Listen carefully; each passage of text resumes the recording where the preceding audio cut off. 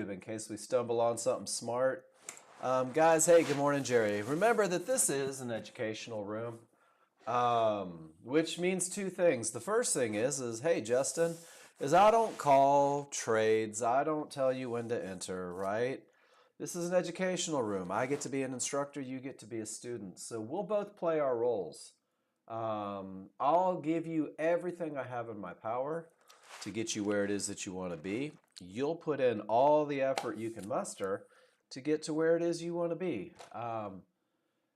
And we're going to do it with simplicity, which I think is pretty cool, that you can take a really basic approach to finding success with the T3 indicators. It starts with checking news each and every morning, making sure that there's not high impact news in the way.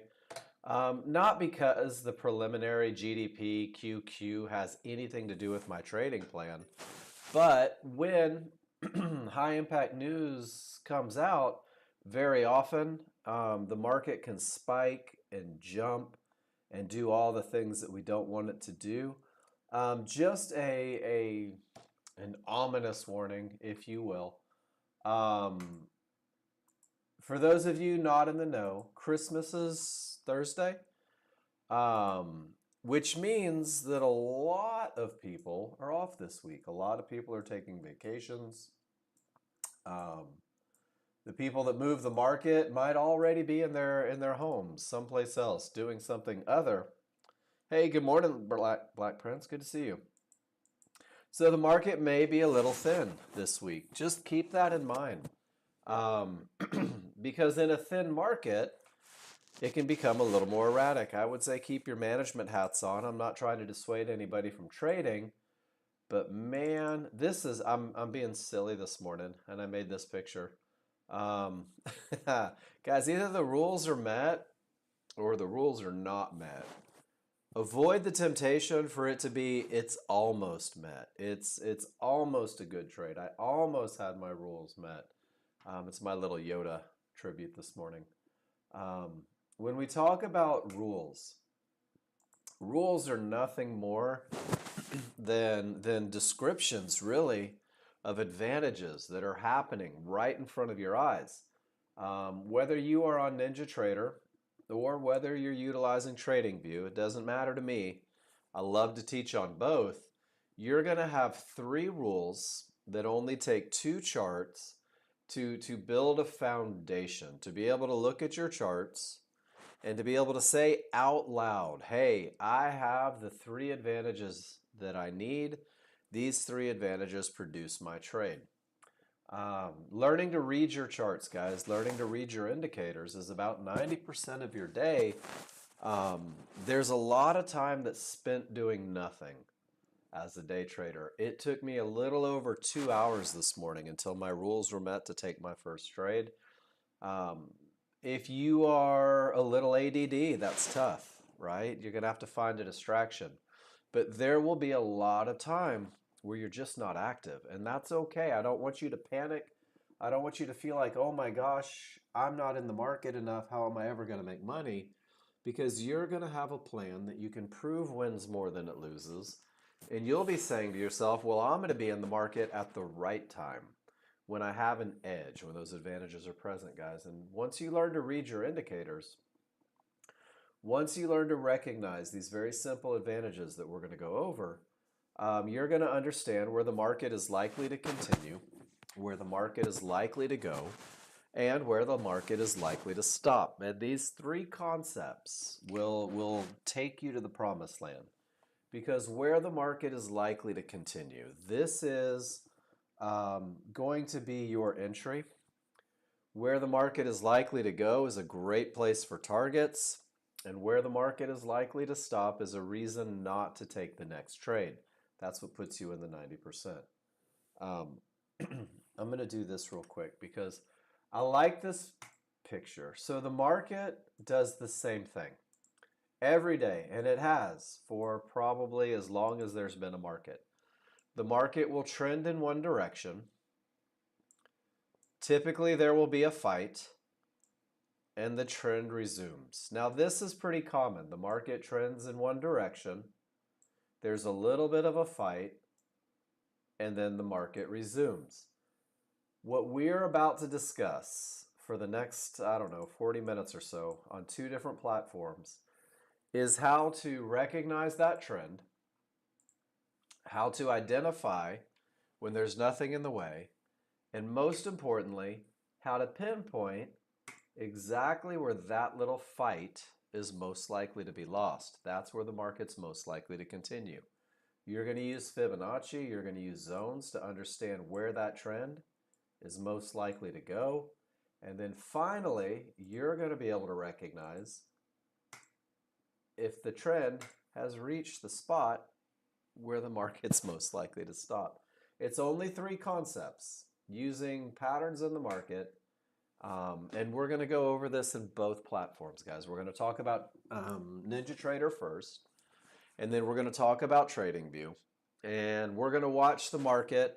And the way the classroom works is I go over the rules and make sure that you guys understand how to read these indicators. So if I say something that doesn't make sense, if there's a chart read that you're like, man, I don't get it, I want you to be very, very vocal. I want you to make this room a discussion, not a lecture. But the easiest way to get to where you want to be is to simulate, to practice, and then to just post in the room and say, hey, Mark, this is what I saw, and this is what I did, and this is why I did it. How'd I do? And guys, you get a private session with me right here in front of everybody. I've never in the history of working for Nexgen done a private session where I have deviated from what I talked to you guys about in the room. I literally just say the same thing with nobody else listening. So post in the room, get that feedback. I have a feeling there's not going to be a lot of posts today, which means this is an opportune day for you to ask as many questions as you have on your mind. The second way to get to where you want to be, guys, is keep it really simple. Know exactly what you're looking for, know exactly where to find it, and learn the pattern that is your trade. So one of the ways to do that, the simplicity comes from the plan that I give you. I give you one for TradingView. I'm going to drop it in the room right now. And I give you one for NinjaTrader. These plans are what we call the KISS plan. And the KISS plan is a stepping stone in your learning journey. It's designed to optimize your chances of success. It's designed to teach you to read your indicators. And guys, through simulation, study, class feedback, and practice, you're going to write a plan that suits your needs. This is not the only way to use the software. I can't stress that enough. But if you learn this very simple plan, it opens the doors for the other opportunities. What most of you find is that once you learn this very simple plan, you really don't need to look for the other opportunities to be successful, guys. One of the things that you'll find about day traders is that the ones that are doing the most, the best, the most consistent, have the fewest moving parts. You've got to learn what your trade looks like. So that's the second piece. Use the spreadsheet. I'm going to give it to you right now. I give, again, one for NinjaTrader, and then I also give one for TradingView. And all these is a way for you to begin to recognize the patterns. So we'll open up the NinjaTrader one. The first tab of the NinjaTrader spreadsheet is in green, what it looks like to have your rules met on a chart. Exactly. They're annotated, they're described. They're telling you exactly why the triggers are strong, exactly why the path is clear, exactly why this is an entry. There's 400 plus client trades. There are dead links in there. Maybe that's what I'll do over the holiday. But it's the same pattern. If you click on the perfect trend trade short, there's your pattern. And it's momentum, it's path, it's a pullback to an area. That's that fight. Here's your trend. There's the fight. You get in at the fight. It continues with the trend. That's the goal. And these patterns are consistent. These patterns happen all the time. There's the exact same pattern. Different chart, different time frame, probably different market. I don't know. I didn't look at the last one. Different time in the life, but it's just a pattern. It's the fight, or it's the trend. It's the fight. Pinpoint where the fight is most likely to be lost. Enter and take your trend trade. And that's what we're going to learn this morning, guys. We're going to learn how to recognize these patterns. Because when you recognize the patterns, the market doesn't sneak up on you. There is no, oh my gosh, that was my entry. It was my rules say, look for this. And when my rules are met, I have three advantages. And when I have three advantages, I have a trade. Now, the flip side is, what if you don't have the three advantages? Well, it's okay to say, I don't have a trade. I'm going to sit on my hands. I'm going to wait for a minute. So each rule for the high probability trend trade, when true, provides an advantage. The first one is strong trigger lines will produce the advantage of momentum. And when I talk about momentum, what I'm telling you is that the trend is established and the market is moving in the direction of that trend in a fashion that's going to be difficult to stop. Rule number 2, make sure that there are none of those likely to stop the market areas, no termination conditions, which means that with all of that momentum, there's nothing in the way to create a bounce. Rule number 3 is designed to have you pinpointing exactly where the market is most likely to continue. Rule number 3 is your entry rule. I'm going to tell you guys, when you learn momentum and you can identify path, you will see a lot more opportunities than you did before. These 3 rules for the high probability trend trade on NinjaTrader take 2 charts to prove true. There's a large chart. This is where we start. This is a very slow moving chart. It's a very broad stroke of a brush, and it really does define the overall opinion of the market. It lets you know what the people in charge want to have happen. On the most current bar, the first bar on your large chart, you will be able to define direction to make sure that you are trading with the trend. You will be able to define momentum using those strong trigger lines, making sure that the market is going to be difficult to stop, and you can define the areas that could be problematic. Rules 1 and 2, momentum and path, are met in this first bar on the large chart.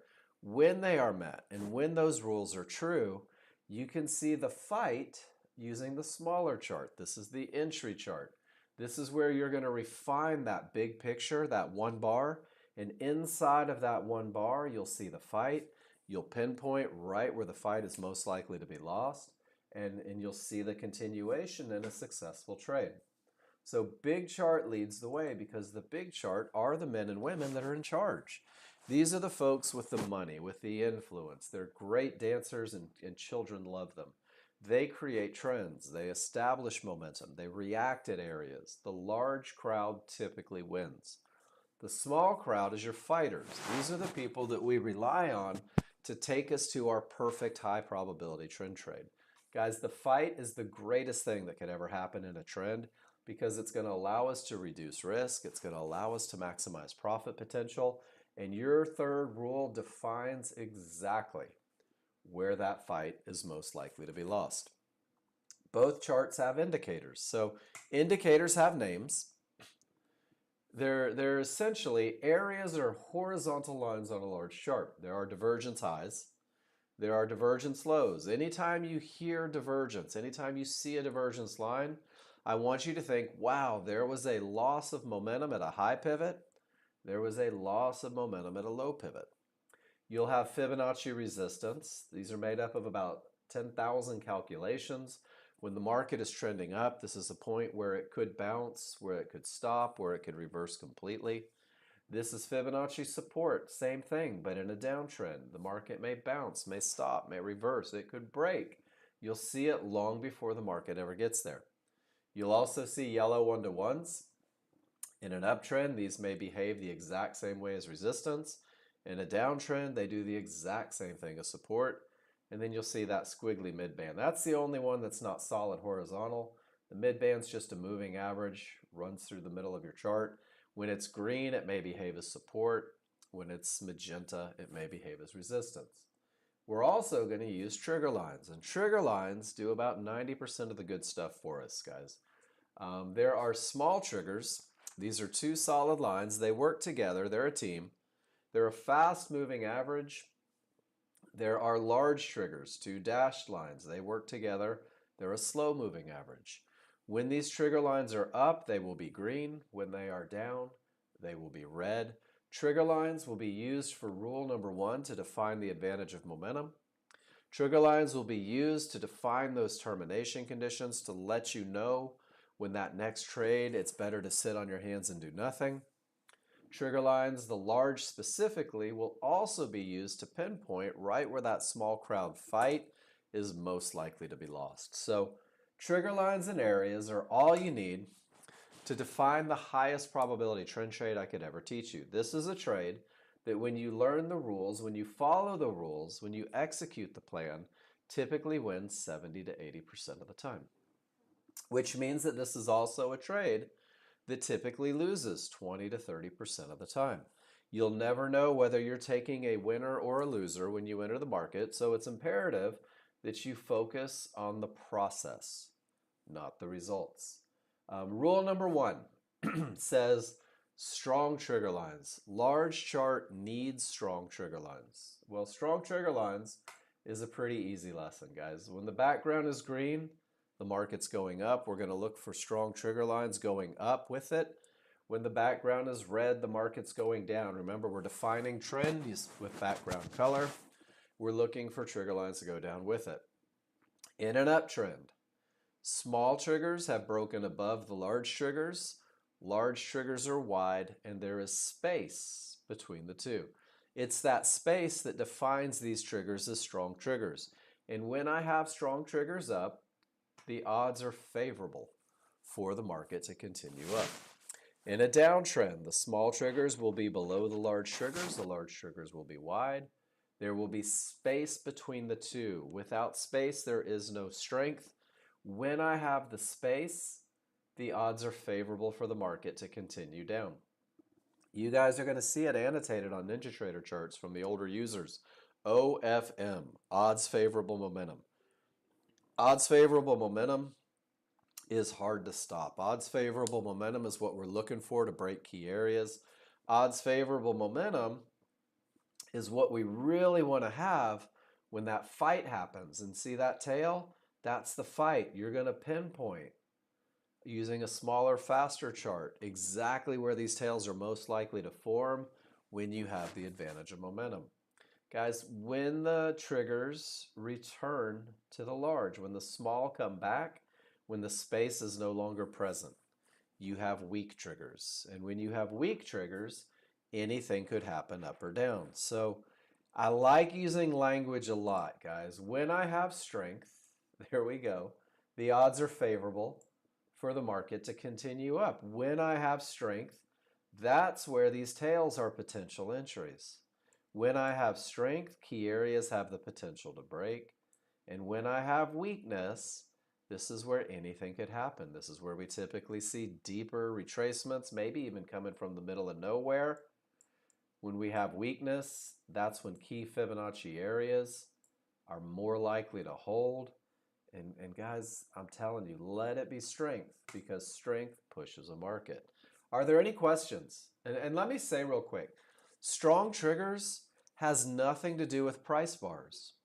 Strong triggers has nothing to do with areas. Strong triggers is nothing more than one look. Separation, creating strength, the advantage of momentum. It's the first advantage. Everybody good?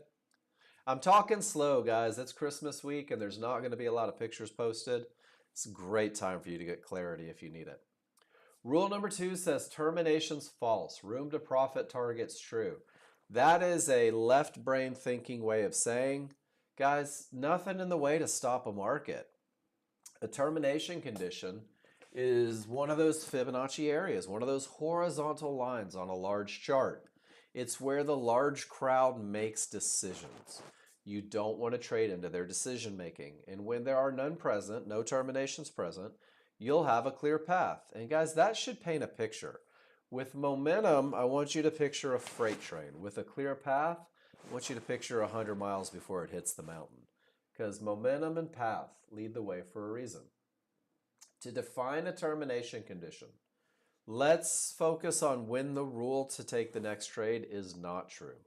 We're going to let those dynamic Renko bars, those price bars, reach an area of Fibonacci resistance, a divergence high, a yellow 1-to-1. We're going to let it pull down to Fibonacci support, a divergence low, a yellow 1-to-1. When price reaches an area, the decision-making process gets set off. That's when the big crowd decides, do I want to stay in? Do I want to get out? Does the opposing side, do the sellers want to take over? Guys, every time price reaches one of these areas, one of three things are going to happen. The first thing that could happen is it could break and the market can just rail north forever. Who knows how long?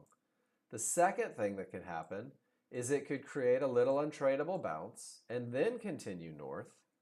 And the third thing that could happen is that that market could reverse completely from that key Fibonacci area. The truth of the matter, guys, is that you'll never know what the reaction is going to be. So your highest chance of success long term comes from not trading directly into an area of resistance if your trigger lines remain below the area. So price reaches, where are my triggers? That's all you have to do. And once you do that, you'll say to yourself, my triggers are still below resistance. This is a termination condition. This is an area that may reverse the market. Absolutely no trades into the area. Price comes down, reaches Fibonacci support. We all in harmony say, where are my triggers? All of my triggers remain above support. Guys, absolutely no trades into support per the rules. This is an area that could reverse the market. Let's sit on our hands and wait for the reaction. Does that very simple recipe make sense? Price reaches, where are my triggers? Once price reaches, we're done with price. Trigger lines will tell you everything you need to know. Guys, if it doesn't reverse, if it doesn't create a giant ugly bounce, well, then it means that it's probably breaking. This is what it looks like when an area breaks. And we're going to go through the three options that you have every time an area breaks. The first one is that price reaches Fibonacci support. When it does, everybody in the room says, hey, guess what? My triggers remain above. Absolutely no trades into the area. Wait for the reaction. Uh-oh. Justin, we'll talk about that. Do you have a number that you lose when you say, okay, I'm done for the day? We'll talk about that, Justin. And let me just, before we ever get to it, let me say you're not alone. Let me say that most accounts are blown out in a matter of minutes, not days. And I think everybody in the room would agree with me on that. Most accounts are blown out in an emotional breakout that just drains it. So we will talk about it. Let's get through some basic rules, and then we'll make sure that that's one of the big discussions that we have today. Guys, price reaches, no triggers, no trades, sit on your hands. Do me a favor, give me a Y in the room if that at least makes sense, even if you're not able to do it. Price reaches, no triggers, wait for the reaction. And I'm going to tell you that Nexgen created these rules not based on looking for ways to keep you out of the market. These rules are established over tens of thousands of pictures and thousands of study hours that say that when price reaches an area and the triggers don't break, you are more likely to lose than win. And that means that there is no edge, there is no advantage in trading into these areas. Well, the next look is what it looks like as an area is breaking. And notice that it talks about your triggers, not your price bars. When your small triggers absolutely smash through an area with momentum, this area has the potential to break. We call it a 50-50 look, and it's defined as a 50-50 look in your plan because 50% of your triggers are through the area in question, 50% are not. This look lets me know that the area has the potential to break. Trades can be taken, but they have to be managed assertively because you're only trading the potential. There's the potential that there's not an alligator in that pond. If you jump in it, I would still be prepared for an alligator. But when all four triggers get below support, now support is broken. Now your path is clear. Support will begin to behave as resistance. Your path remains clear until you reach the next area. And when you reach the next area, you go right back to number one, where you say, price reached these yellow 1-to-1s, My triggers are above. Let me pause for a second. Let me wait and see what the reaction is. In an uptrend, I love this picture because it starts with price reaching Fibonacci support. All of the triggers remained above and it created a full reversal in the market. Price comes up and reaches, see the price bars, they hit resistance. Everyone in the room says egads and little fishes. My triggers are still below resistance. I choose to sit on my hands and wait. And guys, if it's really going to break, you'll see the potential first. You'll see your small triggers absolutely smash through. You'll see all of the momentum and you'll say to yourself, this is only the potential. I may find an opportunity, but I'm going to have to manage it assertively. And then finally, when all four triggers get above resistance, resistance is broken. The path is clear. I'm looking for an entry with all of that momentum. And guys, it remains clear until the next area is reached. And what you're going to find, this is the biggest bummer about trading. So if you're new to futures trading, this is the 90% that I'm talking about. There will be times, guys, you're going to look at your charts and you're going to say, I don't have a clear path. You're going to look at your charts and you're going to say, I don't have momentum. And guys, this is 90% of your day. 90% of your day is doing nothing. 90% of your day is sitting on your hands. 90% of your day is not taking chances into areas that could stop the market. 90% of your day is insisting on momentum. 90% of your day is making sure that the areas have the potential to break. There's a potential entry. And as we scroll forward, only the potential to break and did not. Only the potential to break and a huge retracement until it gets back to support with all the triggers above, and off it goes. And sure enough, a fib breaks right in the middle of the night. Weak triggers, it retraces all the way to Fibonacci support. From support, it bounces all the way back to the large triggers. From the large triggers, it bounces all the way back to support, all the way to resistance, all the way back to support. Guys, rule number 2, defining that you should be sitting on your hands. Ultimately, they try to break out and fail and push all the way down. And then when they finally get their poop in a group and they have all of that momentum and life is good, there's one of those potential entries as well. And the market is currently residing at Fibonacci resistance. The large crowd knows about these numbers, guys. They make decisions at these numbers. All you have to do is learn to respect them. 90% of your day will be doing nothing, guys. It takes $400 a day to be a six-figure trader. That's it. $400 a day consistently puts you just north of $100,000. Unless you take 175 trades to get to that $400, in which case you're negative because of commissions. So be smart. It takes a couple good ones a day to finish strong. So once you have momentum, once the path is clear, we're going to go define the entry, guys. Remember, the entry is that fight. And you are going to be so stinking accurate on your entries. I'm going to give you the phrase that you're going to buy or sell a pullback, which means you're going to wait for that fight. You're going to wait at an area. Areas create bounces. And that area is going to be inside of triggers because triggers will define where the fight is most likely to go. So rule number 3, you're going to use a limit order. You'll wait for the market to come to you and buy or sell that pullback at an area inside of triggers. It's going to look like this. Guys, it looks the exact same every time if you're following rules. I'm going to wait for the fight right at an area inside of triggers. And I'm going to give you the moving parts here. So when everything says up on my large chart, when the path is clear on my large chart, when the momentum is strong on my large chart, right? See how I'm kind of leaning on letting the large chart lead the way? When everything says go cat go on the large chart, there it is right there. The market's trading way up here. We're going to wait for the fight.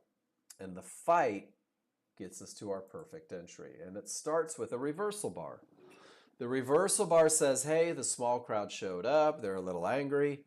Let's see where they're most likely to go. So when the reversal bar prints, you're going to see these two sets of large triggers, one smooth, one a stepped. It's the large triggers from both charts, the small and the large.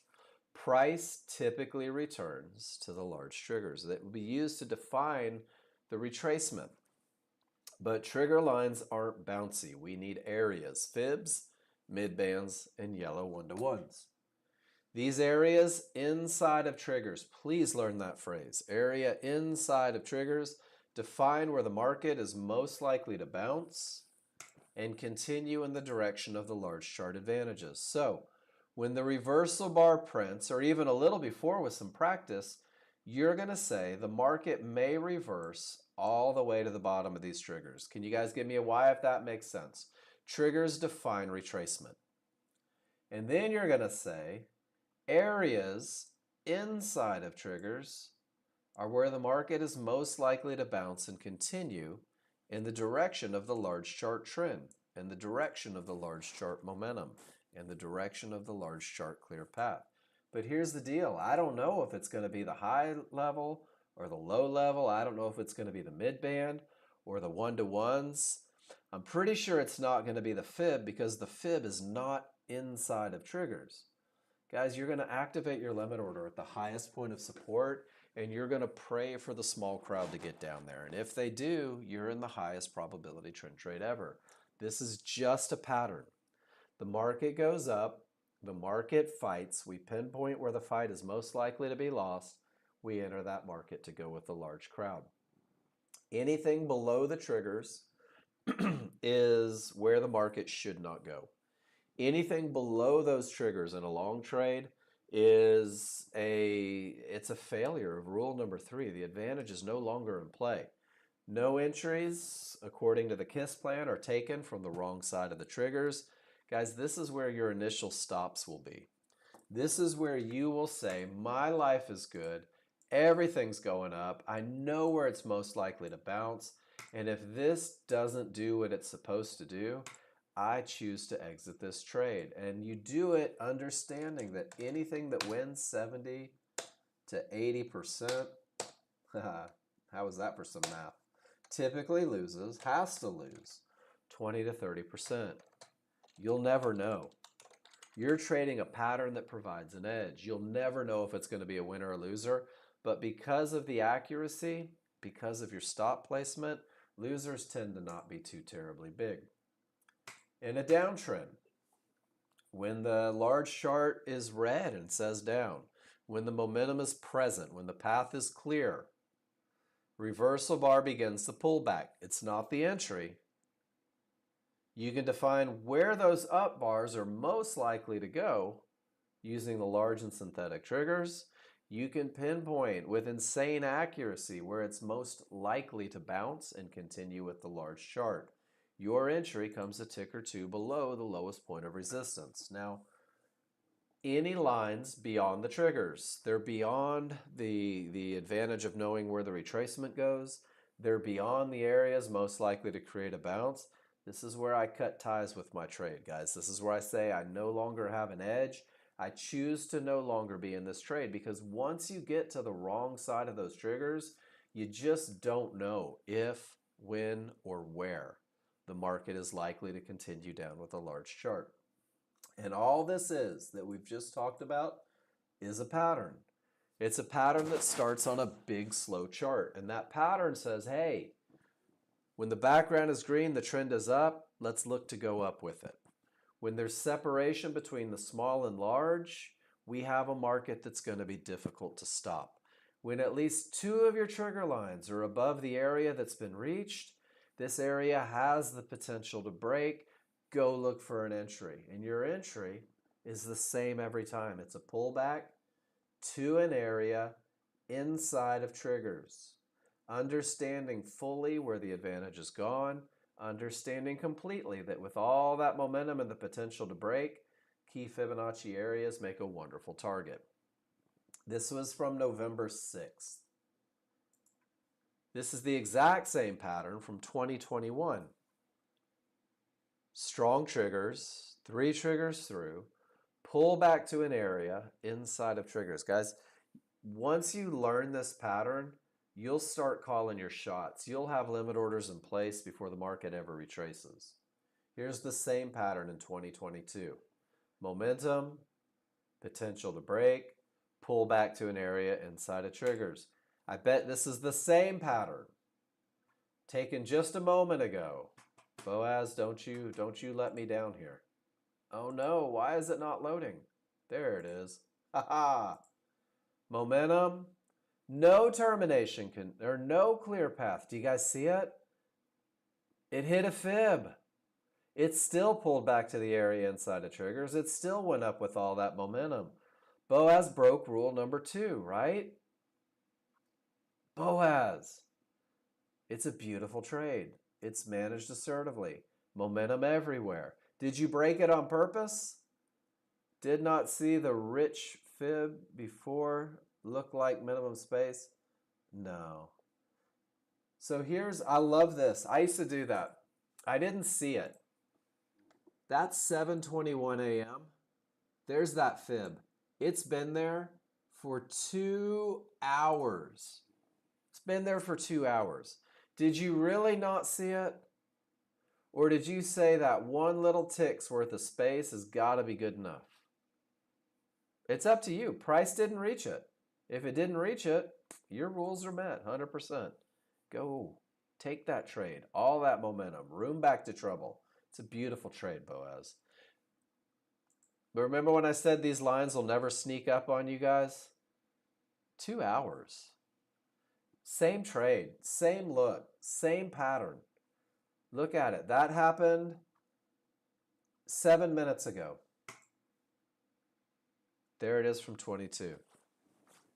There it is from 2022. Guys, are there any questions about a high probability trend trade? Any questions about any of the 3 rules? So what I do, is I go through these very basic rules. I say a trade is momentum plus path plus entry. And when you can define the 3 rules, you can say I have a high probability trade. I have a trade that I can prove wins more than it loses. I have an edge. Now, if one of those advantages go away, and Boaz, yours was a beautiful example, right? You didn't have a clear path, but you had all the momentum, and you had a perfectly defined entry. And for those of you that forgot, no clear path, all the momentum, perfectly defined entry. Guys, this is where you're headed. Boaz entered this trade saying, hey, this is medium probability. I may need to manage a little bit. I need to make sure that nothing changes. I need to make sure that this market doesn't do something silly because it's not the best of the best. And this is going to be the majority of your trades. But if you don't understand these 3 concepts, you're not going to know it's medium probability. If you're speaking in terms of advantages, and I encourage this, guys, speak out loud when you look at your chart. I have momentum. My path is clear. And even better than that, there is separation between the small and large triggers. I have momentum. Price has not reached an area. I have a clear path. I can define a pullback to an area inside of triggers. I'm describing not only the patterns, but the rules to prove them true. Guys, if 2 of those advantages go away, you're in a low probability scenario. Doesn't mean that you can't take a trade. You are in control. Nobody can make you take a trade or stay out of a trade, guys. Trading is an individual sport. But when you know what's working for you, when you know what's working against you, it helps you make decisions, not only on whether you're willing to enter, and everybody's different, I'm going to tell you right now. Some of you will take a trade, some of you will choose not to take a trade. Neither of you are wrong. It should just fit your plan, but you'll know exactly how aggressively you need to manage it. So, high probability trend trade sets the tone for everything else, guys. That's NinjaTrader. Now we're going to go to TradingView, and then after we're done with TradingView, we're going to click on the charts that are posted. We'll see what you guys have been up to. So the TradingView trend trade, I know NinjaTrader was only 3 rules. The TradingView is 3 rules as well. The first 2 rules are the same darn rule, just different charts. The third rule says wait for the fight. Get in where the fight is most likely to be lost. I'm not even going to read the real words until we get to the rules. Let it go up. Define the trend. Wait for the fight. Don't trade into anything. Make money. Or lose money. You never know. But it starts on a 15-minute chart. That's your large chart. 15-minute chart is a huge chart. It's a slow chart. It's a difficult to see change on chart. It'll define direction, momentum, key targets, and terminations. Those of you accustomed to NinjaTrader will notice that I don't have background colors. Hell, I don't even have large triggers. It's too slow. My 1-minute chart defines the immediate strength of the market. It defines my entry points. It shows me exactly where the fight is happening and where it's most likely to be taken. These two charts are going to get you everything you need to take the trend trade. The 15-minute triggers, we're going through indicators right now. On your 15-minute chart, you're only going to see what looks to be small triggers. Cyan is up, white is down. That's the way they're set up. You could make them any color you want. They could be hot pink and psychedelic green, and they would still only be going either up or down. Your small chart has a more traditional small triggers, large triggers. When the large triggers are up, they're green. When they're red, they're down. Cyan and white for the smalls. This is going to help you define the immediate momentum on the small chart. I'm seeing some of you guys trading even without the large triggers on your small chart. TradingView also has areas, guys. These are the T3 indicator areas. These are the horizontal lines that could stop a market. I would encourage, because I'm an encouraging sort of fellow, I would encourage you to learn the names. Don't care about how they get filled.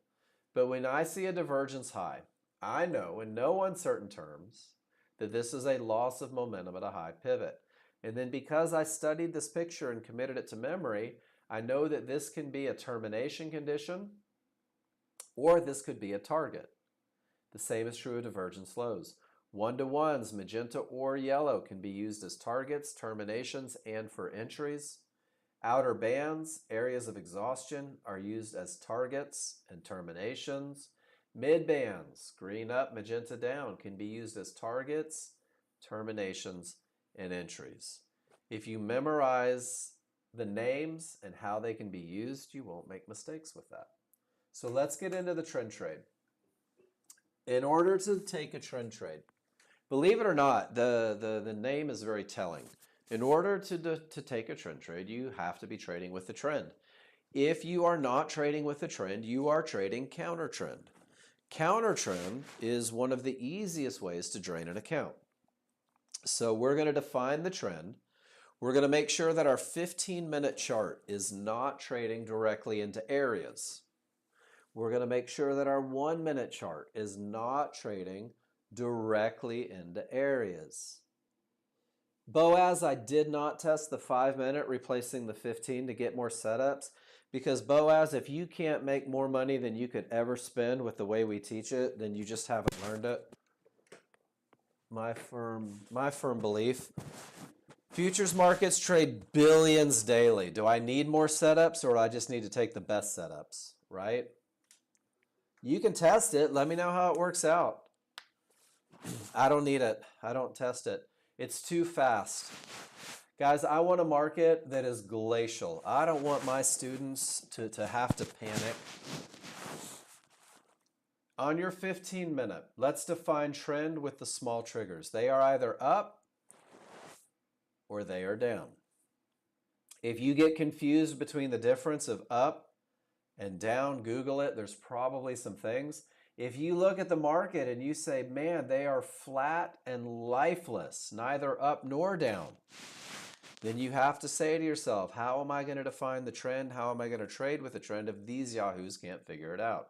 Let them be up, let them be down. That defines your trend. Rule number 1 is easier than you guys make it. 15-minute, not trading directly into areas. I use this analogy. Does everybody see this area? Everybody see this zone? Right there, that big red box, an area that could stop the market. Guys, if I'm trading to the area, I've got room to get there from wherever I enter. If I'm trading into the area, I've got no room to get there. Your job is to make sure that you have room from wherever you're going to take an entry to the place that could stop the market. Is everybody good with that? If I'm looking at a large chart, whoa, look at that down bar. There is my price. I'm at the mid-band. I don't have room to trouble. That's how quickly it happens. That's it for the large chart. Is it going up or down? Do I have room to target? Is everybody good? I hope. And then you go to your 1 minute chart. You're like, well, I had room on the large chart. Let's see on the small chart. And you're going to do the exact same thing. From where I will enter this market, do I have room before I hit something? Right? You wouldn't start a foot race 2 feet away from a wall because you're just going to hit the wall. So rule number 2 says that the 1 minute is not trading directly into areas. Room to targets from the entry point. Guys, your first 2 rules are nothing more than, hey, don't trade into something. Now, they are that way because the biggest mistake you guys make, and the biggest mistake that I made, I'm not going to put it all on you, is trading directly into resistance only to get stopped out. Trading directly into support only to get stopped out. Trading directly into resistance only to get stopped out. Trading directly into support only to get stopped out. And back to resistance only to get stopped out.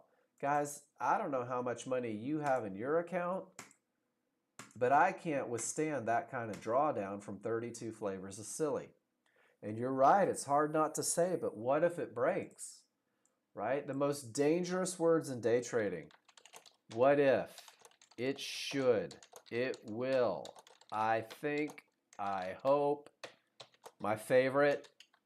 It has to. Guys, just let it break. Rule number 1 and 2 are designed to keep you with room to targets, to make sure that you have room to achieve profits. And then once you do, your entry, just like Ninja Trader, is one pattern, one look, the same thing every time.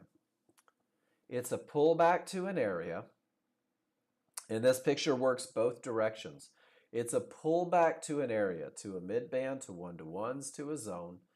It is an up bar for a long trade that closes on the correct side of the small triggers.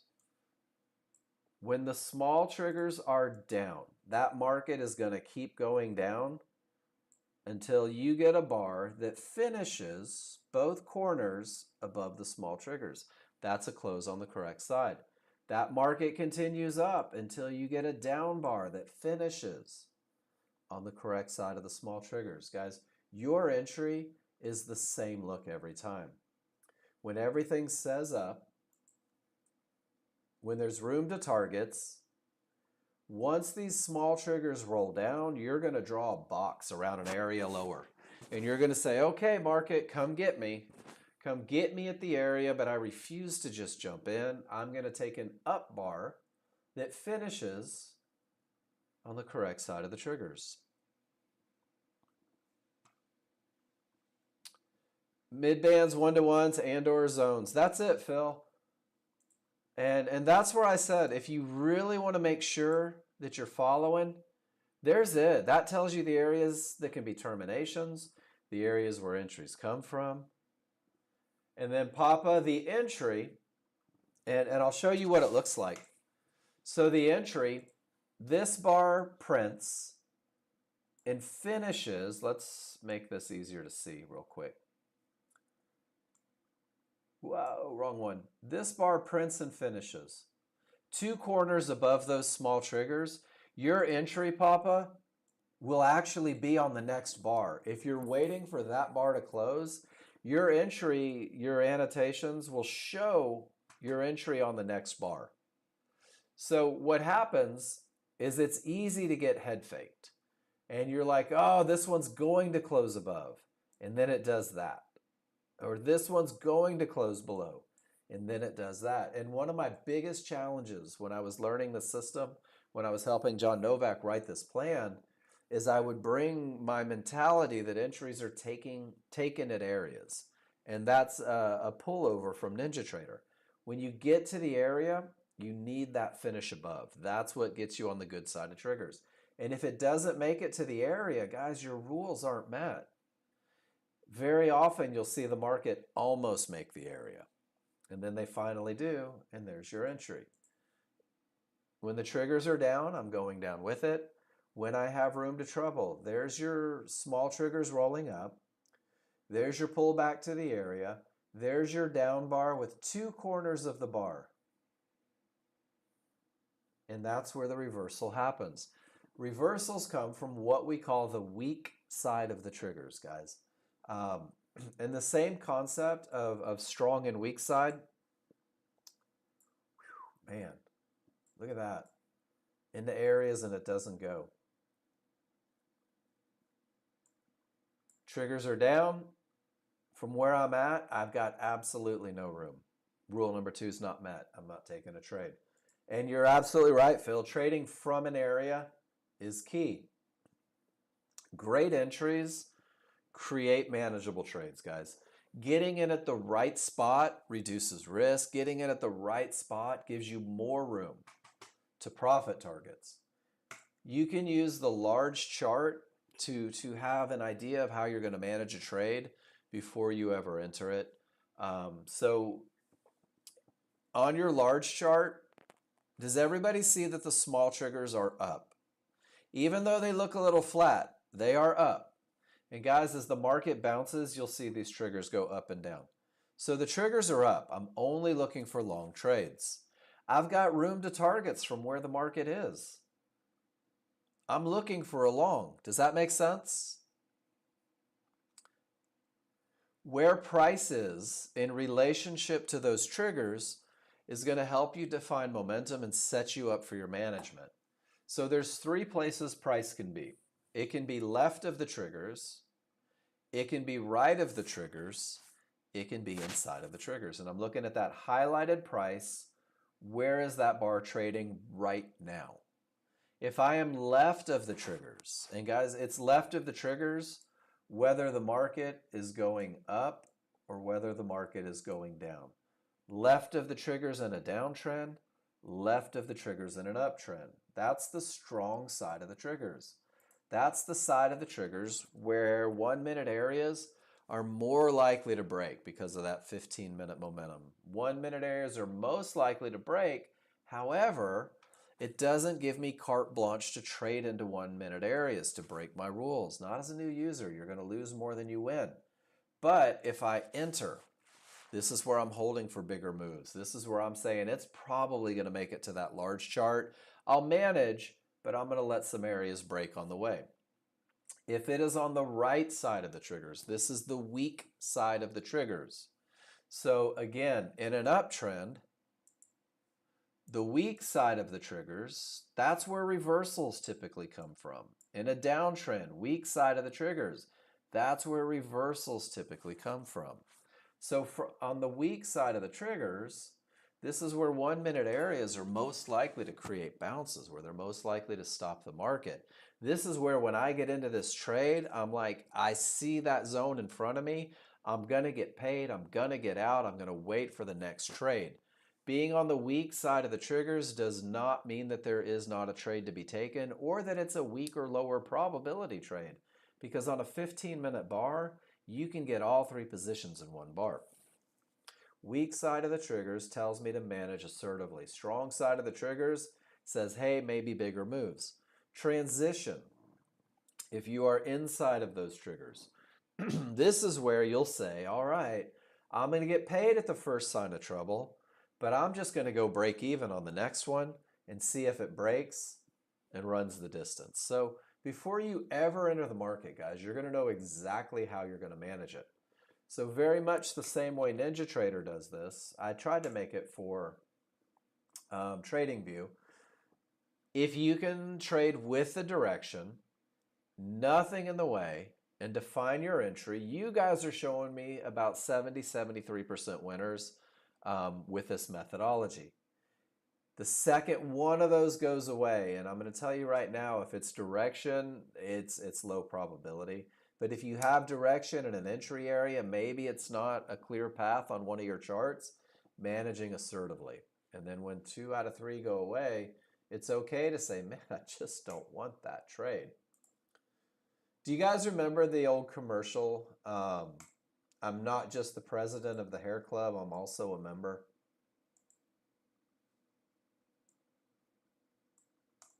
This is the trade that I waited 2 hours for this morning. I trade the exact same methodology that I teach every day, guys. This is my core. This is my foundation. This is the trade that I can't live without. When everything says up, when I have room to trouble, I wait for the pullback to the area. And even right here, guys, it didn't bounce off an area, even though it closed above. And sure enough, it came right back to something solid. There is my bar that closes above.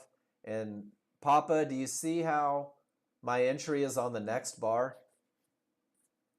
This one closes, and then I hit the buy button.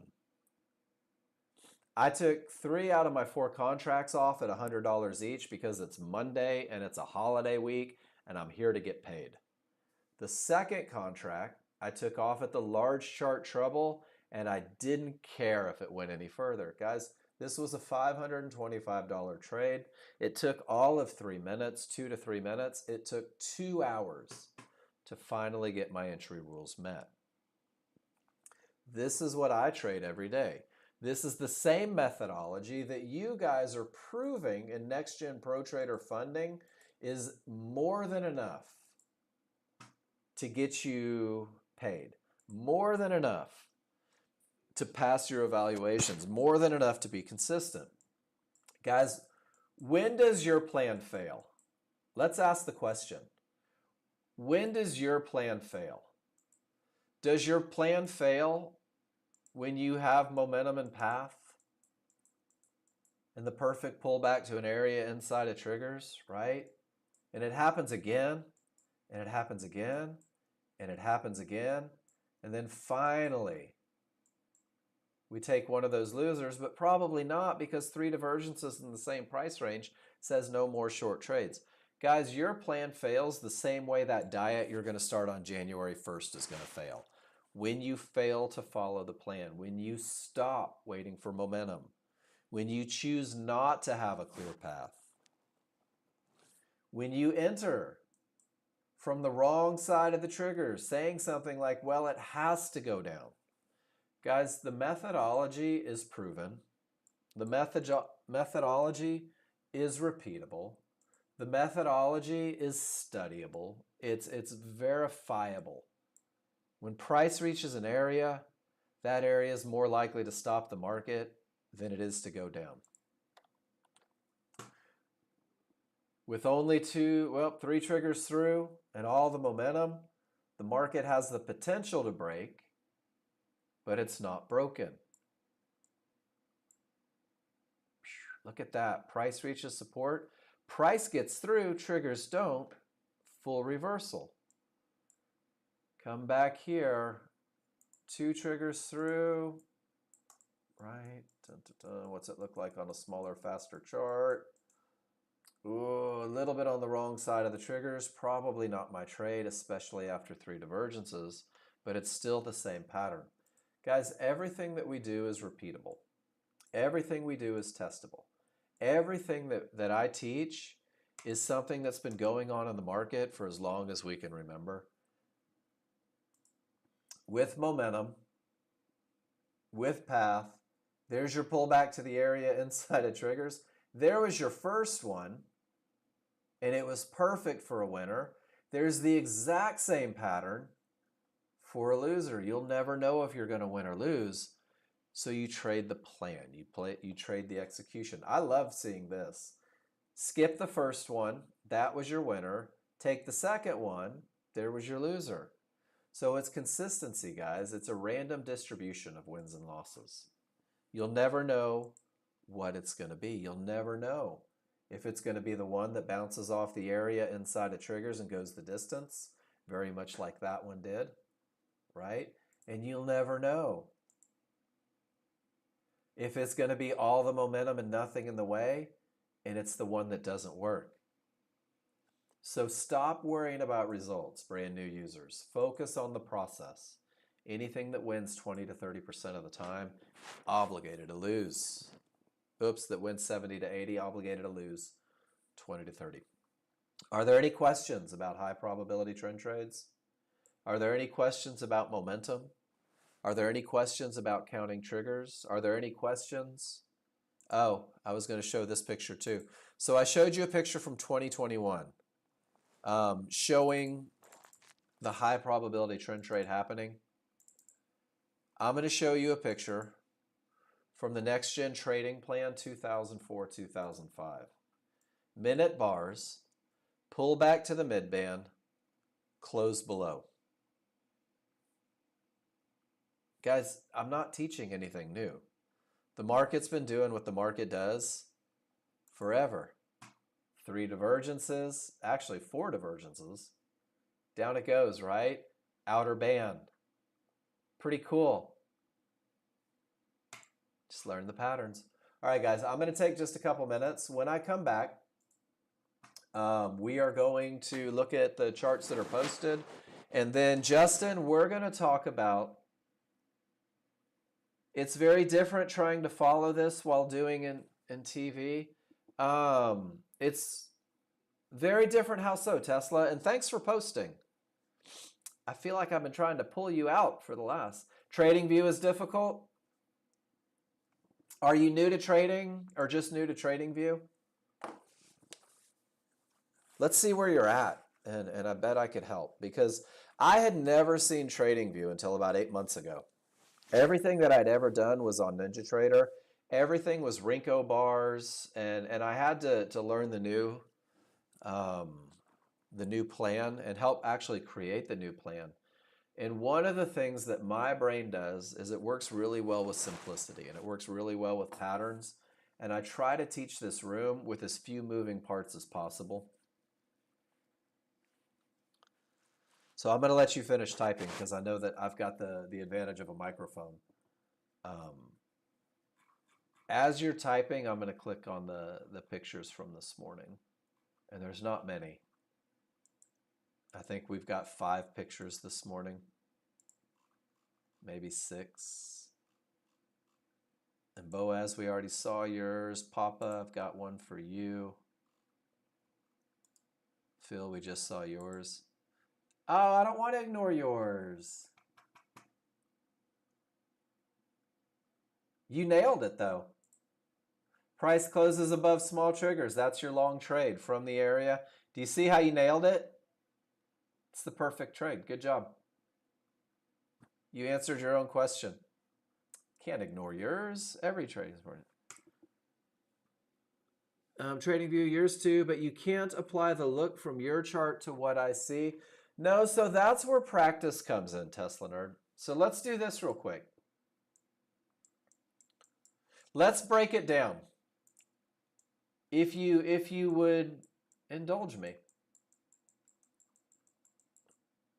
What market are you looking at on TradingView? I want to make sure that we're looking at the exact same thing. And then we'll just freeze frame it. So you're on the ES. There's our freeze frame, which is a horrible freeze frame. Do you see these triggers as up? Yes, so we're going to look at the most current bar. Do you see how these triggers are going pretty much sideways? They're not really up or down. This is one of my favorite pictures, and this helped me a lot, Tesla. So there's 3 things you can do in the market. You can buy when they're up. You can sell when they're down. And here's the one that people hate. You can wait if you can't really define the trend. So trend up, movement sideways. I agree 100%. So let's do that. I wasn't sure if you were at that point yet. So it's trend up. I won't even worry about movement. If I look for a long trade, whoops, hold on.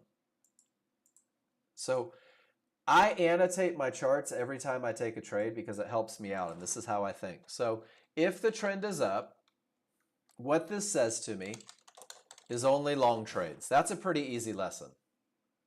So my next question is, if I took a long trade right now, from where price is, there's nothing in the way until an outer band. Right on. We all have preferences for some weird reason.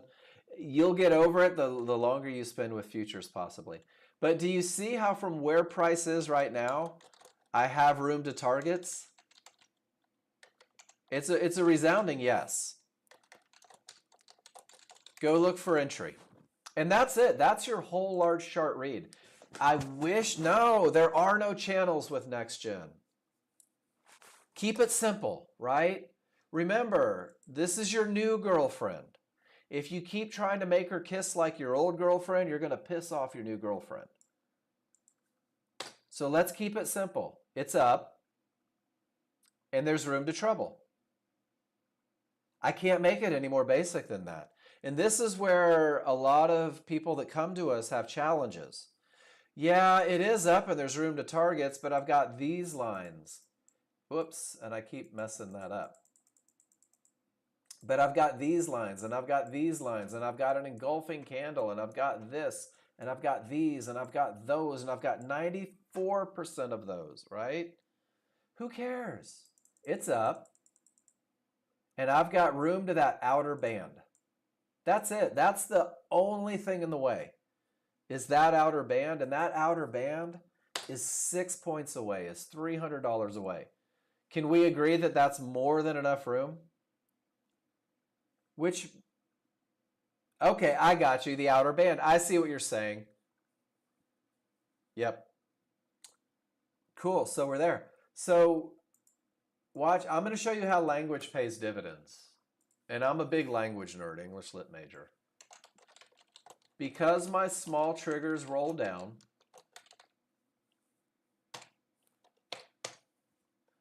I'm going to say, whoops, I need a pullback to an area. There's a pullback to an area. So I need a pullback to an area and a close on the correct, which is also the weak, side of the small triggers. Does that make sense? So this says up, this says room to targets. The second my small triggers roll down, Tesla nerd, I start looking lower. Didn't get 2 corners above the small triggers there, not an entry rules met. And now look what your large triggers are trying to do. They're trying to roll down. They're still up until they're not. There's my pullback to support. This is still technically support because it hasn't broken out. I need a close on the correct side of the triggers. And what that close on the correct side of the triggers tells me is, hey, now we're going back in the direction of the large chart. Now we're going back in the direction of having room. Now we're going back in the direction of your targets. But don't fight it. Wait for 2 corners above before you consider that trade. Does that make sense, Tesla nerd? And now what's the challenge here? I don't want to trade directly into that area. 90% of your day is a whole lot of nada, man. It's a whole lot of doing nothing, waiting for the best opportunity. But when it happens, not a close on the correct side of the triggers, but when it happens, it is freaking magical. Market pulls back, no close, no close, no close, no close. That's the first close on the correct side of the triggers. And that is with those triggers still up. And that's where the reversal happens, and that's where the market starts up. So it's harder to see in a live market as a brand new user. I totally understand that. But if you go back to the very simple language, what direction are my triggers? Oops, let me make that bigger. My triggers are down, right? From where the market is trading, I've got 18 points to get to a mid band. The only thing I'm missing is an entry. And then it's just rinse and repeat. It's keep doing the same thing. Keep looking for the same things. Keep insisting on the same things because the same thing has been proven to work more than it doesn't. Thank you for posting in the room. And I don't know what to expect today. I'm not going to lie. I don't know what to expect today coming into the holiday week. Um, but what I am going to do is we're going to go through and we're going to look at some of the pictures that these guys have posted when I come back from a little break. And we'll see if any of these guys are doing what we just talked about. And then on Rinko, it's the same thing. You're welcome. I'm glad that you're talking in the room. I spend a lot of time when I see y'all in here, and I'm like, just talk to me. Let me do it. Let me do it. Let me do it. So thank you for that opportunity, guys. Go stretch your legs for a minute. I'll be back in a few, and we'll get into the chart reading, and then we'll just watch the live market. And if we can get rules met, we'll simulate some trades and have a good time. So if you have a question, post it. If you have a chart, post it. I'll see you in about 5 minutes.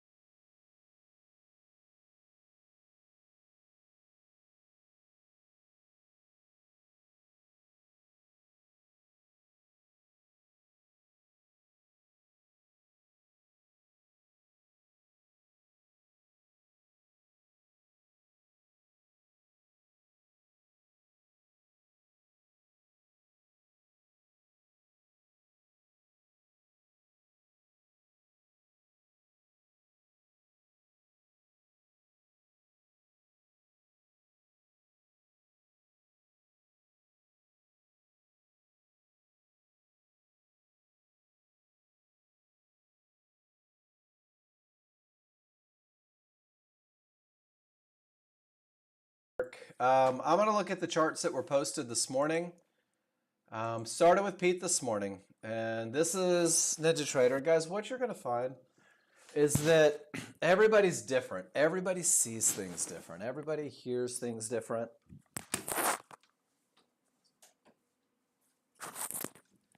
And there is no right or wrong. There's only right or wrong for you. Pete says, check it out. I've got all the momentum. 3 of my triggers are through. I get a pullback, and I get in at the highest area of support. And when it goes to the lowest area of support, I don't panic, I add on. Because he knows that the recipe is momentum, potential to break, pull back to areas. He knows exactly where the market may retrace. He knows exactly where his advantage is gone. And he chooses to enter, and he finds himself in 4 contracts and makes a lot of money on the way up. Great job, Pete. And this is where you're headed when you start talking to yourself. Man, look at that momentum. There's nothing in the way. This is going to be difficult to stop. Well, maybe I'll just jump the fudge in, and see if we can't make a little cash. And if that momentum starts to slow down, you know what? I'll get out. I'll accept my money. I'll wait for the next trade. Great trading, Pete. And then Victor and I took the exact same trade. This is the one that I showed from my chart. Here's Victor's. He says the trend is up. He says he's on the strong side of the triggers. It's more likely to hit the large chart targets. STNA. Still nothing. I don't know what STNA means. There's the pullback to the area. And then this is such a good example. So Tesla Nerd and Papa, do you see how here it didn't make the area? And it would be really easy to get tempted to jump in there. Oh my gosh, it's going without me. It got to the good side of the triggers. It's a crazy phenomenon, guys. They love these areas. They know where they are, and they tend to get to them. And there it is, and then there's the close above, and do you see how the entry is on the next bar? And sure enough, off it goes, and it goes right to the large short target. And that's an easy little $265 trade, and that's awesome. And what's cool, and I want to show you, so people are like, I need more opportunity. I need more opportunity. So Victor took this one, whoops, for $295, $265. I took the exact same trade for $525.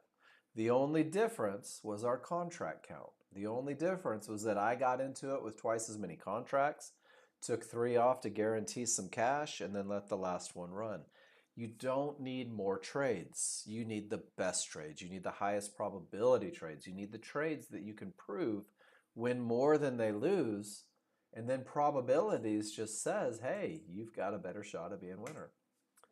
Now here's one of the things that happens, and I love this. Victor says sideways price movement, right? So Victor, from the correct entry, the close on the correct side of the triggers, you only had $40 before you reached trouble, and you probably said that's not enough room to make money. And then the market slides, right? Large chart says up. It never goes down. It just slides. Support never breaks. And then you get the next break above. And the next break above only has $40 worth of room as well, right? But what happens, and Victor, tell me, you don't have to, but this probably happened. This trade had the exact same look as this trade. Does that make sense? Large chart never blinked. It's the exact same look, the exact same entry, close on the correct side of the triggers, and it is the exact same amount of room to trouble. Now, why would you enter here and not here? The answer is because you saw the market go up. Because you watched the market rocket from that second entry. Guys, hindsight is a colossal pain in the ass for the day trader because you start feeling like you missed out on something. So you have to always go back, were my rules met? So Victor, you said that your rules were met here, right? 100%, you're good with it, you're all right with the $40. So why no entry? You have to ask yourself, why did I choose to not enter that trade? And then with the exact same conditions, the exact same entry, the exact same room to trouble, you have to ask yourself, why did I not enter this trade? Because how are your probabilities going to fall in line if you pick and choose which rules-based trade you take, right? because it's a sample. If every 10 trades you get a win and a loss and a win and a loss and a loss and a win and a win and a win and a win and a loss, guys, if you pick and choose, what's to keep you from only picking the losses and thinking that the methodology is garbage when the reality is the methodology, if followed and executed, is an 80% methodology. And this is where you've got to go with that consistency. So Victor, I'm not sure why you chose to not take both. It could have been because there wasn't room, right? But watch that hindsight, guys. When you watch the market run, you start wondering why you weren't a part of it. Trend up, strong side of the triggers. STNA, I still don't know what that means. Pull back to the area, close above the triggers, and you make money. There it is. There's the trend trade. A lot of risk on that one, right? But that's it. Same look. Over and over. Same look. Over and over. Direction is down. Transition. Did you have room to troubles from 45? It doesn't look like you had any room to trouble. Am I reading that wrong? Is this Phil? Whose chart is this one? From 45, it's directly into large chart trouble, is it not? At 40, pull back to the area, close below at 45. You say, I've got 5 points. Got 5 points, got $100 worth. Phil, is $100 enough for you to take the trade and manage? Yes. There you go. That's the question that you have to answer for yourself. Is $100 enough? Phil, I don't disagree. I'm very comfortable with my ability to manage to give myself $100 worth of room. So there it is again, guys. It's down. It's actually the weak side of the triggers. You wait for the close, right? Don't go, don't go, don't go. Boom. You get paid. You make 7 on the first, and then a nice, 28 on the second. Little bigger run down to the VWAP. What a great trade. What a great trade. And guys, great entries reduce risk, and great entries maximize profit potential. Nicely done, Phil. Oh, man. Up. You took the long right there. I know your plan, and it goes up, and it looks like you did all right. And then there's the same one, I'm assuming. Or nope, you went short. It's really hard to read these, Rat. I can't read anything on your large chart. So I'm just going to say good job. I know that you're trading your plan, but I can't read those. They're just, it's okay to spread them out. Like, I don't need to see it like that. That doesn't do any good. Give me a little room there. Let me see what you're doing. Adam P. Dun, dun, dun. Good momentum.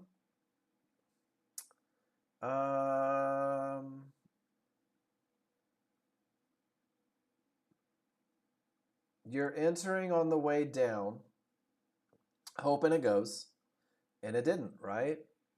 So Adam P., I think I've got a good lesson for you. If the reversal bar begins the pullback, and the reversal bar dissects the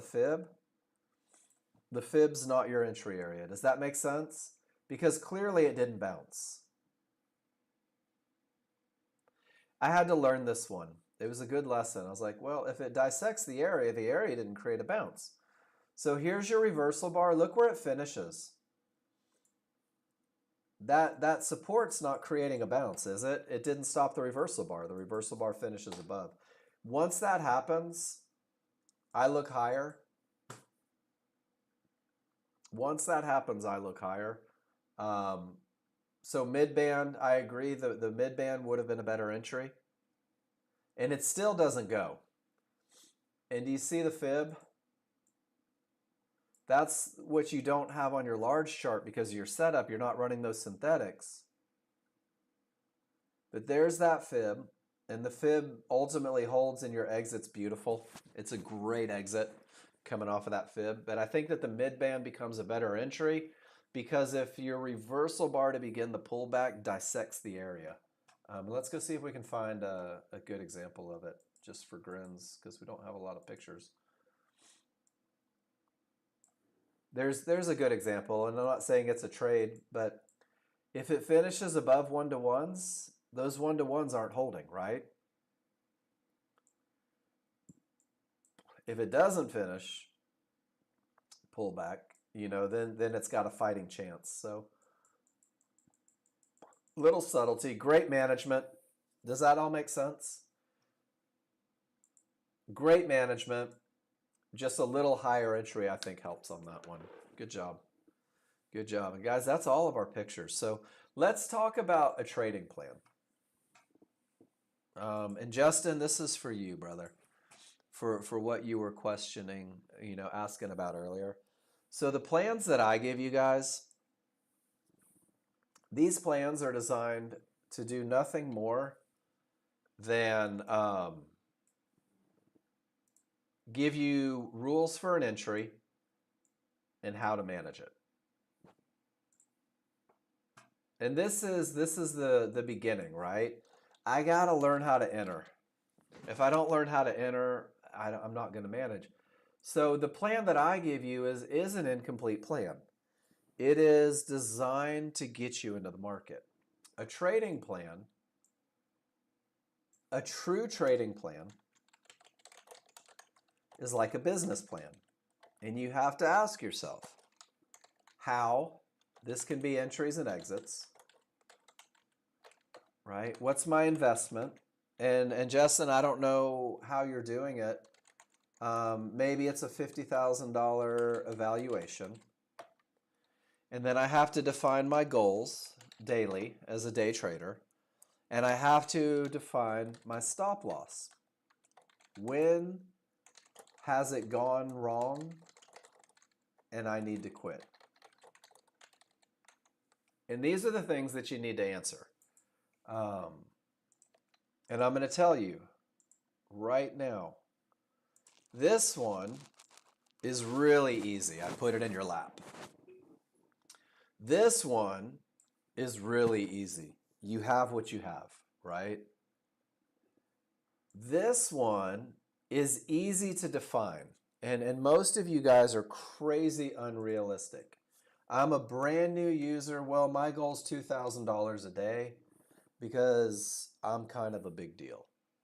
Has anyone else done that? Is anybody who hasn't been able to manage $250 a day have a $2,000 a day goal? Most of us do it. I did it. I'm not afraid to say it.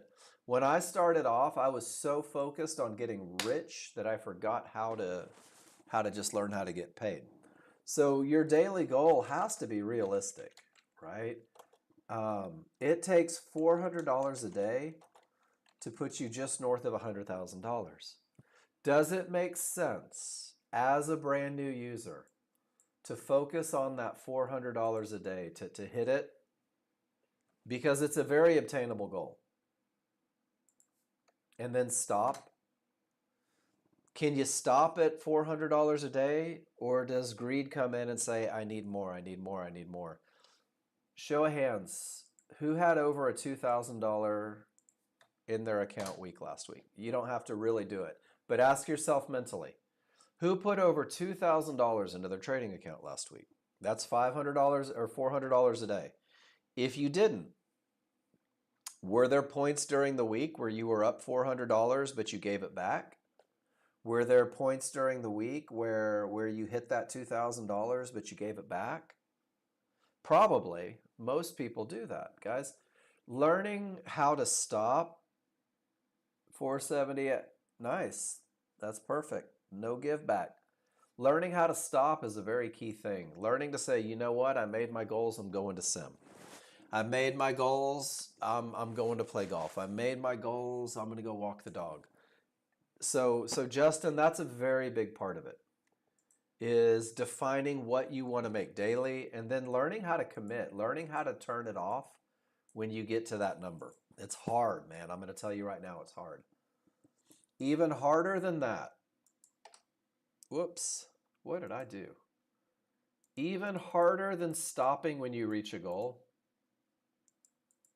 is stopping when you reach your stop loss. Why is this not working for me?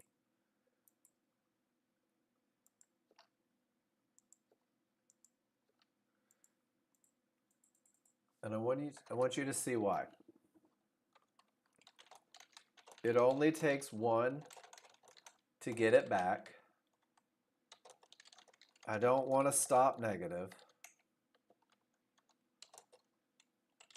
I can take the perfect trades and win. You don't know if you'll win or lose. Guys, we start convincing ourselves that our losses were a fleeting moment. That our losses weren't a result of us breaking rules, that our losses were a fluke, and I can just get it back. Now, has anyone other than me, man, I'm about to let the cat out of the bag here. Has anyone other than me blown an account, bought an account, blown that account, bought another account, blown that account, bought another account, and then said, shit, I'm not making good decisions? Thank you, Tesla Nerd. I've done it, right? We've all done it. And if you say that you haven't, you're not deep enough into your trading journey. So having a stop loss. So let's use Nexgen Pro Trader Funding as an example, just to get us a number. That's not what I wanted to do. We'll go to evaluations. So on a $50,000 valuation, I've got a 22, 304,000 up TP on 1/8 second on October 10th. Oh, in 1 hour and 8 seconds. That's awesome, Tesla. That's awesome. That's good stuff. So I've got a 200.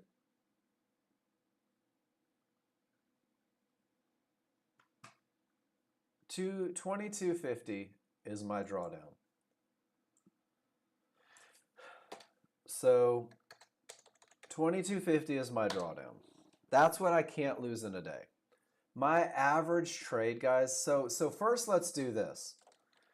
Justin, everybody in the room, if you're over leveraged, right? If I'm trading a 5 lot because my evaluation says I can, one loss is probably $1,200 or so. Does it make sense to risk 50% of your available losses on one trade? Probably not. Over leveraged is one of the biggest reasons I see people blowing out in the fund.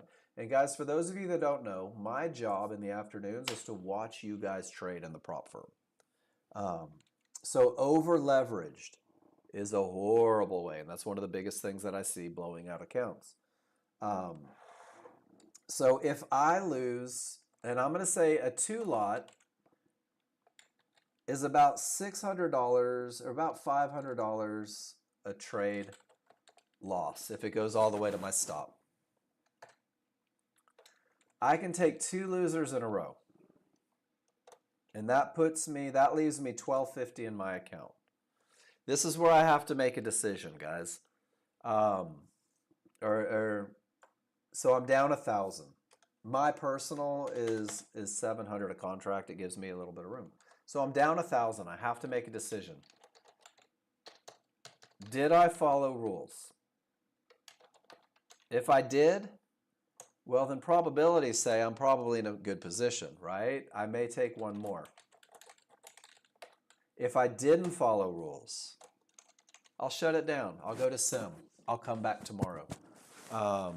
So for me personally, I'm willing to lose about $500 a contract, which means on any given day I can take $2,000 in losses on a 4 lot before I shut it down.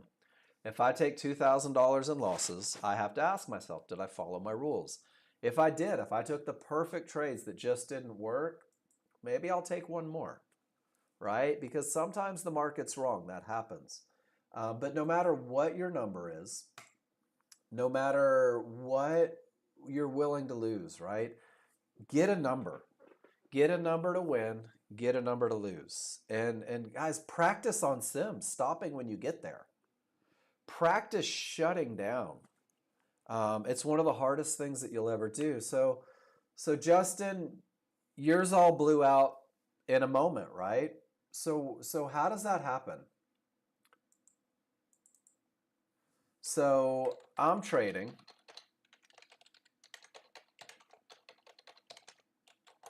And I take the wrong entry and I lose. And then the market goes lower and I'm pissed off and it owes me. So I re-enter. Now my rules aren't even close, right? And I lose again. And then I say, F that market. I'm going long and they won't stop me. And I lose again. And then I just say, F it. Here's a 10 lot. I hope it wins. Has anyone other than me done that one? Where you're looking at the market and you say, okay, let's see if we can find a good example. I'm going to show you guys the Mark Novak story. I'm going to take this long. Well, that fib didn't hold. These 1-to-1s have to hold. Well, those 1-to-1s didn't hold. That's got to hold. Well, that didn't hold. This has to hold, right? And guys, this has got to hold it myself out of accounts. And most people do. So what do? You take a trade, right? Annotate your chart. Talk about it. Talk about it. Did I follow my rules? Did I have the advantages? Is it the right trade? Are my triggers right? Was my path clear? If you slow down and annotate after every trade instead of rapid firing trades, you're less likely to let the emotions take over. That's one of the things that I've noticed for me. But we've all done it. So Justin, pick a number. And trying to make back what you lost. You can't. It's done. It's historical. You can never make that money. It's gone, right? But you can make new money with the right trades. You can take the right trades. You can have an edge, an advantage. And guys, if I could fix people's brains, I would be a gazillionaire 20 times over. But you've got to get to the point to where you get so tired of losing the wrong trades that you start focusing on the right trades. And everybody's got a different point where that happens. So Justin, I don't know if that was helpful or not. Sometimes it's helpful just to know that you're not the only one doing it, right?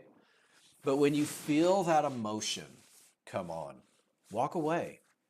When you're down more than you want to be, but your account is still intact, walk away. The futures markets trade billions. Things that cost me money. And guys, I will spend a lot of time giving you my own personal failures, hoping that they're helpful for you. Things that killed my accounts. It should is one of the most damaging words that any trader could ever use. Well, all my triggers are above support. It should hold. Has anyone ever done that? Oh, Justin, I'm gonna talk about that too. It should hold, right? Or even more so, it will. Look at the momentum. It will break. Guys, it doesn't have to. You don't know if it's going to break. You have a recipe.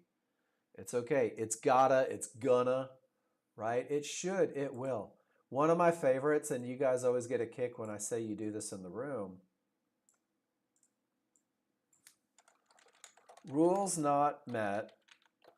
You wait for it, but. Well, I don't have a clear path, but. I don't have momentum, but. I can't define an area, but. And your butt gets you in a lot of trouble. It typically does. And then I think one of the biggest things um, that affects us. So, Justin,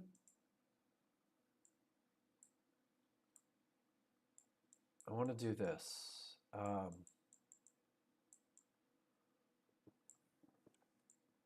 And I want to talk about just the large chart here. Price reaches an area and none of the triggers break. Let's get a list going. On crude oil, that's a termination. On micro crude oil, that's a termination. On the ES, on micro ES, on the NASDAQ, on micro NASDAQ, on the YM, on the micro YM, on Tesla, on Bitcoin. It's always the termination.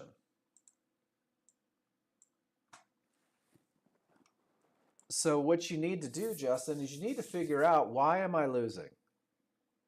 Am I losing because I'm trading in determination conditions? It doesn't matter if you go to micros, you're just going to lose slower, right?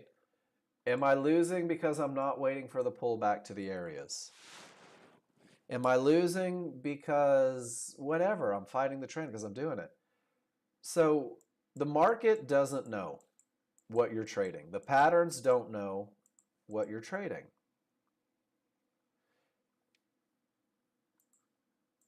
Has anyone in here ever traded on simulator where you say, let me practice following rules. Let me practice managing trades. Let me practice before I go live. Most of us say, I have to be live, otherwise how am I ever going to learn? And that's emotion. If you're on sim, you're building trust. Guys, you should, who still puckers up on simulator? Like, who's in simulator and they're like, hey, you know what? I'm going to go short. And you're like, oh shit, I better move my stop really close. Oh man, what if it goes against me? I better put my target right there. And guys, if you are just terrified on simulator, how are you going to react in a live market? How are you going to react in a live market if you can't put your stop in the right spot on simulator? If you can't put your targets where they need to be in a live market, what makes you think you're going to find success in a live market with real money on there if on simulator you're too scared to let the market run? Oh, I better go break even. I'm up $90. I sure would hate to lose that $90. Guys, simulator's freaking amazing. Simulator gives you the ability to work through these things, to get accustomed and to learn to trust your methodology before you go live. And then when you go live, if it scares you so bad, you can go back to simulator. But Justin, that's the one thing that I wanted to discuss. Trust, right? Trust is huge on how you perform in a live market. You're on NinjaTrader, right, Justin?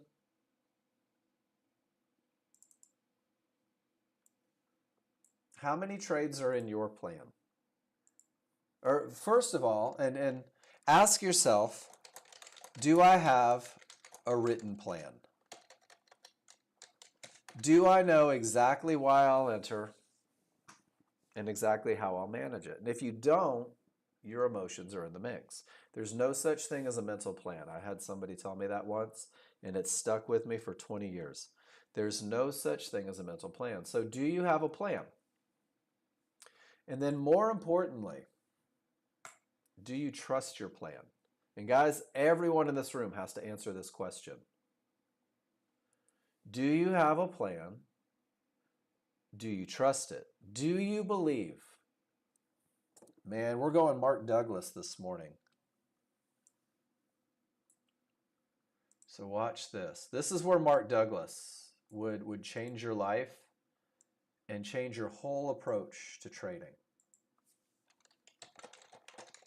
if you believe this pattern gives you the ability to win 70% of your trades, why would you skip it? More importantly, why are you looking for more? If you really believe that this pattern wins more than it loses, if you've proven to yourself that this pattern wins more than it loses, why would you ever skip the trade? Why would you ever talk yourself out of the trade? And Mark Douglas talks about it in terms of if there was a coin flip and one side of the coin was weighted, and you knew that 80% of the time that coin would land on heads. Type it in the room, guys. What would you bet on 100% of the time? If you knew that 80% of the time it landed on heads, dollar a flip, is there anybody that would call tails hoping that it was part of that 20%? Some of you, all of you would, because I see how you trade. I see how I trade. I would have. Oh, I'm going to beat the system, right? So the idea is that it's consistency. Victor, I did go over them. So let's go through. Victor has a question. And let me show you what I did on yours, Victor. We actually did a big lesson on it. That's it, Phil. Well, it's gotta. There's that. It's gotta. So guys, learn to trust your plan. Learn to trust it on simulator. And we're about to get back to the consistency. So Victor, your other two were just good trend trades, right? This one, large chart never changed. Can we agree? Large chart gave you the exact same advantages at both potential entries. Is that right? Victor, right here, you had $40 to treble. Right here, you had $40 to treble. So not only did the large chart not vary any, neither did the entry bars. Does that make sense? They do not, Justin. We do not, I'm afraid. So Victor, it's the exact same large chart advantages. It's the exact same small chart room to targets, close on the correct side of the triggers from an area, right? This trade, you said, nope, not gonna. Whoa, what was that? That's crazy. Never done that before. Not gonna do it. Can't make me. Don't like it. Not gonna. Nope. Market went sideways after the entry. This one, you said, man, should I have gotten in? Is that the right one? Is that the trade I should take? Right? But the reality is, if you say no to this one, is there any reason you wouldn't say no to that one? It's the exact same thing, the exact same advantages, the exact same disadvantages, the exact same rule. This is consistency and plan, guys. This is consistency. I don't enter here because my rules aren't met. I don't enter here because my rules aren't met. And then, Victor, what we talked about was the idea that you're questioning this one because of what happened after. Because the market spiked up, you start wondering if you should have taken that entry. Because the market slid sideways, you're thinking, whew, I'm glad I didn't take that entry. Does that make sense, everybody? It's the same trade. It's the same look. It's the same potential for profits. And then that's perfect. So I like it when you guys ask this question. But when you ask that question, don't look at what the market did. Look at whether or not your rules were met. And Justin, that's going to help you out. Are my rules met? If they are, I'm obligated to take the trade. Here we go. Back to Yoda. If they're not, I won't. There is no almost. This is what I do when there's nothing to do in the market, as I go find pictures and make silly pictures. Victor, that was the only one that I think was worth discussion. The other ones were perfect trend trades. And I think you knew that they were perfect trend trades. Good stuff.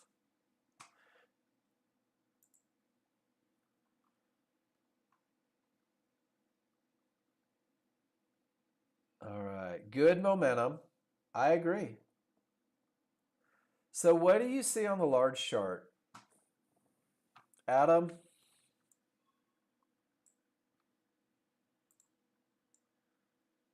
That's a termination condition, right?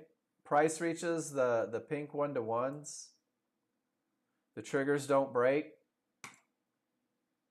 That's an area that could stop the market. Would you agree? Hell yes. Welcome to the siren song, my friends. The small chart will try to talk you into shenanigans and nonsense. You tried to force it. Large chart said, whoa, Adam, be cool, dude. We're at a spot where things could happen. And what else do you see, Adam? Not only is that a termination, that's not even broken yet. So 9/11's not even broken yet. So it's kind of a double whammy. Boy, that's the sexiest entry you could have ever had, though. There's no doubt about it. But your large chart didn't give it up, and the large chart's got to give it up first, guys. And that's why the plan focuses on the large chart advantages and just let this be an entry chart. Perfect entry, though. You just forgot to give yourself a clear path. All right, Tesla nerd.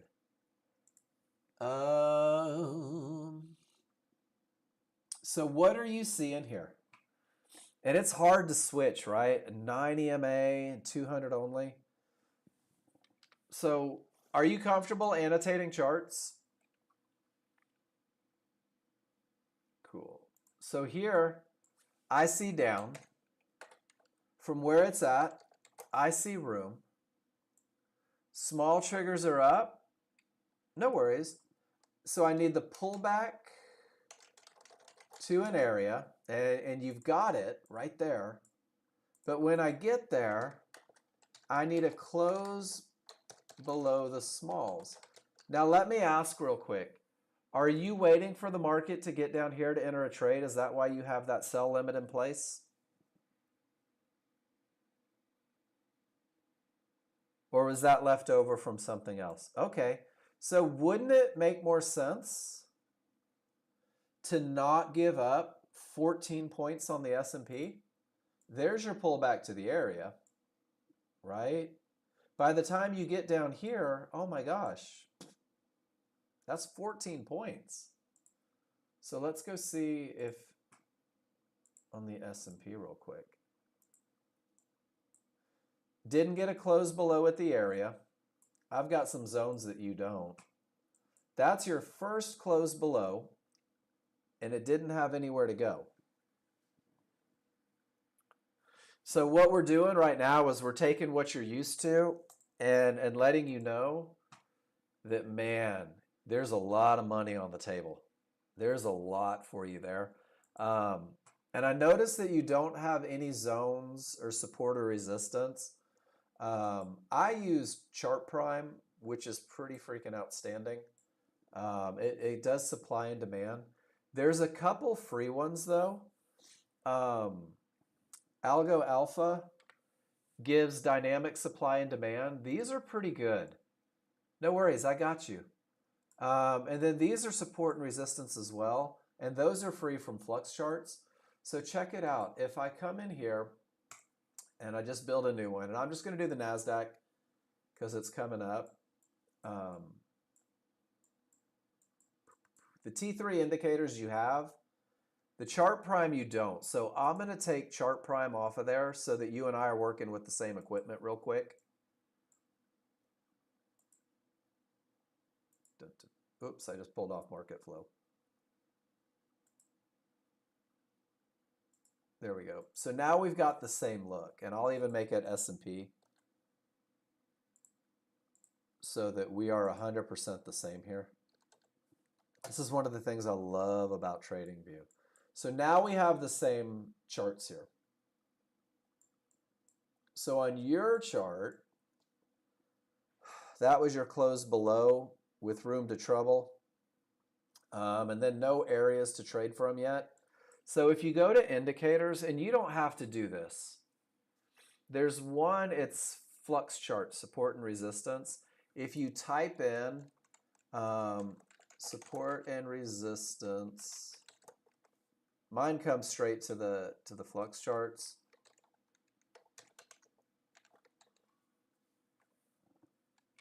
You can grab that one, and I'll show you how it shows up.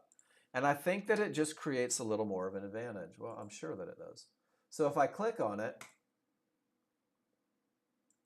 and now it's coming in over here, it'll calculate, and I'll put it over here as well.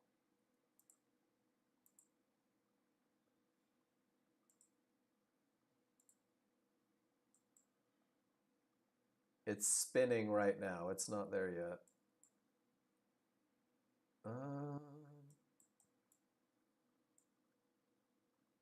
There we go. You get areas.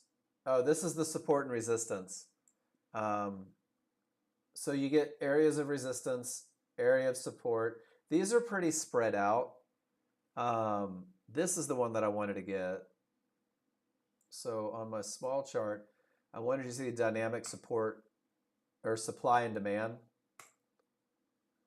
But see how, and this is a free indicator, see how it gives you the resistance and it gives you the support. This stuff is pretty solid. It's not as good as Chart Prime, I don't think. But once these come in, it gives you more options of areas that have the potential to stop the market, and they're pretty darn good. There it is. You can't add it on the small chart. Make sure that you click on the small chart first, and then go to indicators, and then type it in. And it should add, if you use the drop down, it should show you the alpha. And then if you need help as well, you can go to Jason and Tech. He'll help you out. But see how that supply and demand zone breaks, becomes support, off it goes. And now if you're looking for that short trade, now you've got another target in there. And this is the free version. I use a company called Chart Prime. I'm a huge fan. They tend to make my life pretty easy. And we have these because TradingView, our programmers haven't figured out Fibonacci yet. You're not obligated to use them, but I think that it gives an even more complete picture and a little more advantage. I pay $50 a month for Chart Prime, worth every penny for me personally. But whether it's XRP, the plan is good, right? S&P, the plan is solid. NASDAQ, the plan makes sense. You just have to learn the plan. Gold, we've done feeder cattle in the room. Oh, so you've got all sorts of stuff. Use that Chart Prime on there. I don't know what Big Beluga is. Sounds like a whale of an indicator. Dun-dun-dun. See what I did there? It's a bad joke. It's a dad joke, but I'm a dad, so it's okay. Triggers are down. My large chart does, in fact, have room to trouble if I choose to go short. If I get a close below the small triggers, do I have at least $100 worth of room to get to trouble? I do not. For me personally, that's not my trade. The 15-minute looks ugly on the ES, stuck in a range. Yep. You guys know that it's the Monday before Christmas, right? It's the Monday before Christmas, guys. It's not going to get better as the week progresses. It's going to get slower and thinner as the week progresses. One of the reasons why this classroom is great for discussion today. I see more accounts blow out during holidays than I care to admit. I think on Thanksgiving, the day before Thanksgiving, We lost 15 accounts in the semi-live account, people trying to make something happen from nothing. Guys, you got to accept that holidays are holidays. So triggers are up, pull back to an area. If I get a close on the correct side, there it is, just for grins. We'll put our stop down below that pivot low. We'll put profit targets because we're on the strong side. Large chart. The only challenge is there's not a lot of room on the small chart. Do you guys see it? First is up, then it's room, then it's a pullback, then it's a close above. The only challenge is I don't have the 1 minute room. I'm trading directly into a 1 minute area. It is more likely to break from the strong side of the triggers, but Justin, you nailed it. It's in a range, right? That's pretty. You can hear it going linear regression channel, Lux Algo, expanded cloud. I don't know what those do. I don't use either of those. I like it though. So what do your rules say? Let me get out of this one. So this is what I always ask people. It's pretty cool. Let me show you what I see. I see a market putting in higher lows. I see it pulling back to an area of support. Maybe I'm going at that area of support. I'm getting paid at an area of resistance, but because everything is going up, I'm not taking the short. Let the area break, let it pull back. It's cool because, and I don't need you to teach me my plan. Guys, indicators are just a tool, right? But when you have a plan to use the tool, I like the momentum indicators because it keeps me from fighting. I like knowing that I need room to targets, right? So everybody's different, and I would never say that what we do is the only way. It's the only way I know, and I found a way to do it. And without room to trouble stop the market. Rule number 2, keeps you out of a loser. Triggers are down. Whoop, that was your close below. From 78, you had 6 points to get to trouble, and we missed our entry, guys. You want to see if we can get it anyway? There's our entry. Stop would go above the pivot high. That would represent the first sign of trouble if this market is truly going to continue down. It's a late entry. Risk is established. Trouble is defined. Trend is 100%, right? The only thing I'm not in control of is whether or not they hit my target. That's it. The only thing I'm not in control of. So then you just sit and you say, all right, do your thing, market. And it's either going to go up or it's going to go down. Our system is better and more on point. I appreciate that. I have the good fortune Tesla. I didn't have any experience in the market before I started. And just, you may not know it, John Novak is my older brother. So I remember when Nexgen was born almost 30 years ago. But I fought because brothers are stupid, right? Fought it forever. But it's cool because if it's brand new, it seems difficult. If you have a little time in the saddle, no matter what it is, it becomes easier. You start to trust it. You begin to see things. You start to say, all right, I'm down. It's on the weak side.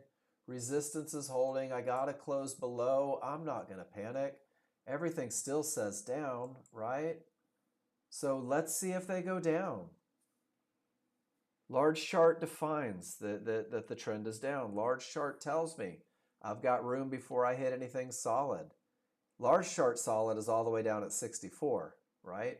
But because I'm on the weak side of the triggers, I'm managing a little more assertively. I'm willing to get paid right at trouble. And oh, they're trying to push.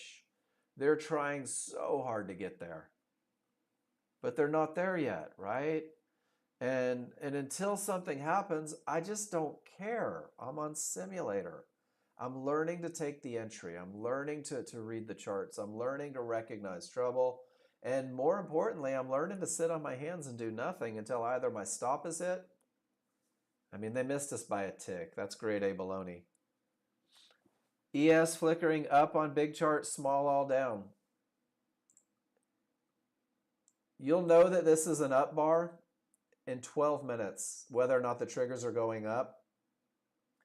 This is a tiny little push, Tesla.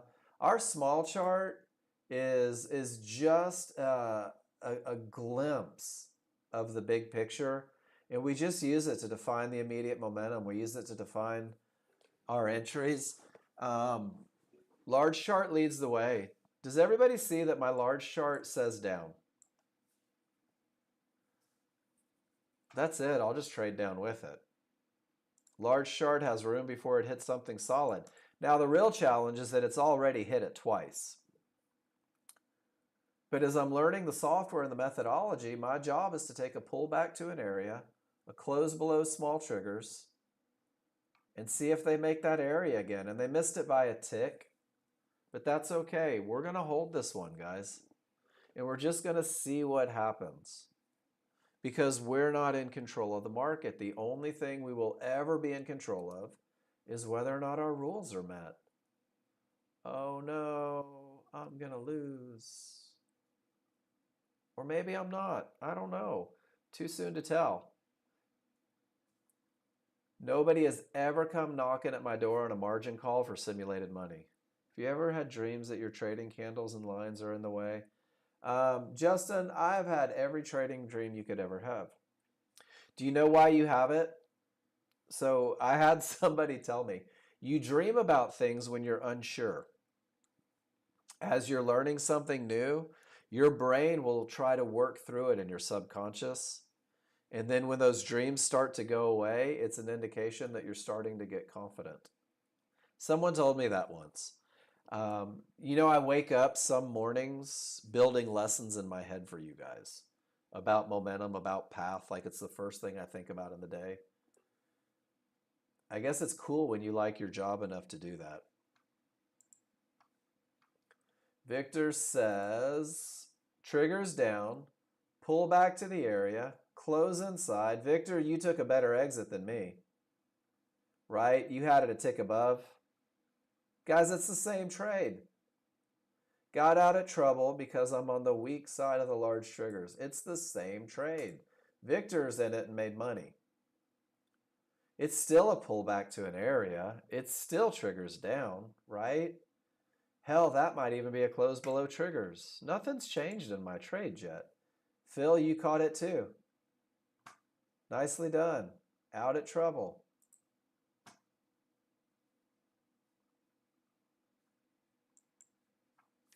That's it. So there's two people. Phil, I don't know what part of the country you're in. Two people, different names, probably different time zones. You're in Oklahoma. I forgive you. One in Georgia, one in Oklahoma. Different people taking the exact same trade. And I'm assuming you guys aren't on Messenger with each other saying, hey, when it pulls back to the area and closes below, take the trade. Oklahoma City. We had family in Ponca City, not too far outside. No collusion. What a Fox News word. Collusion. I love that word. Paints a picture, doesn't it? So guys, what direction is the large chart going? What do you guys think? Up or down? Still down, right? 77 is the VWAP. That's trouble.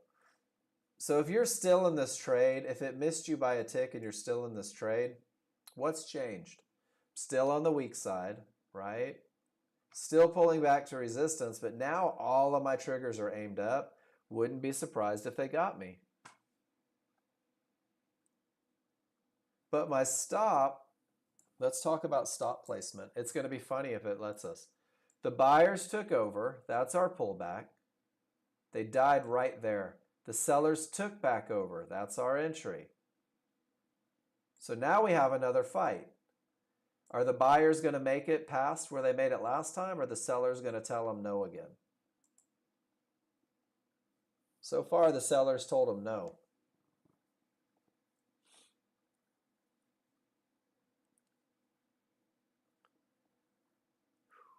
If it's a close below triggers, does it fit the rules again? This is what I love about Simulator. If you can't sit calmly during a trade that's losing on Simulator, how are you going to manage it successfully when the market is live? How are you going to trust your plan live if it gives you the heebie-jeebies on Simulator? 19, 18, 17. Wouldn't it be cool to get a close below triggers here? That would be a lot of fun. 10, 9. And guys, I'm not saying hold your trades forever. What I'm saying is that my rules are still met. My stop's in the right place. Well, we didn't get a close below there. Resistance is still resistance. Large triggers are still down. It's still room to trouble. I don't think this one's going to win. If I had to bet money in my own live trading, probably would have jumped ship when it missed my target by a tick. But we're going to hold it for the sake of the room. Our stop's where the market shouldn't go.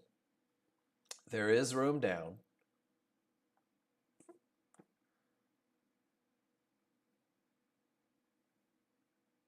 It's holiday trading, guys. Are there any questions? Did you guys know that if I take a loser in the room, it doesn't mean that the methodology doesn't work? It just means that that trade didn't work. That's all. That's all it means.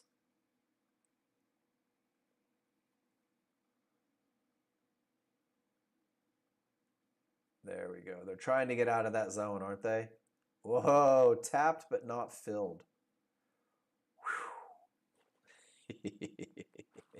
I love this stuff. It's Simulator, guys. The reality is, in a live market, if I were trading my money, when it missed me by a tick, I would have been so tight on that one on the weak side of the triggers that I wouldn't have hesitated to get out, right? But because we're in the room, we're just letting it play out, see what happens.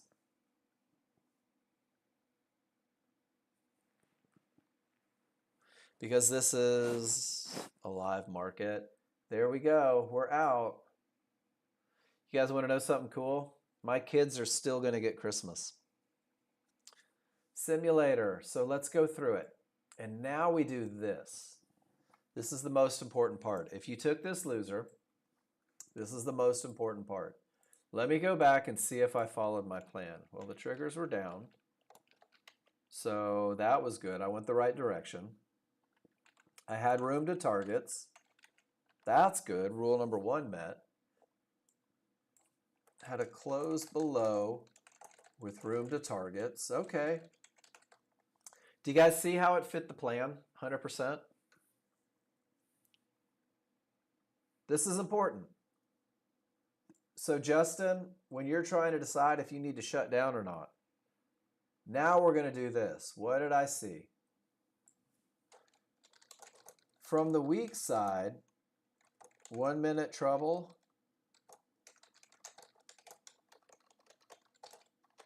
Was my target, and I put my target exactly on the line. It went 1 tick from it and went up. Could I have managed better?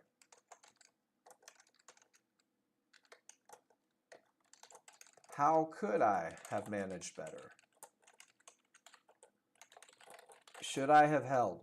And guys, this is where you come back in and you say, oh man, from the weak side of the triggers, horseshoes and hand grenades, right? From the weak side of the triggers, no reason to keep risk on it. You got to go back and do the analysis. No, it's not going up. They're still down, Tesla. They're still down. There's your mid band, which happens to be right at the top of that zone.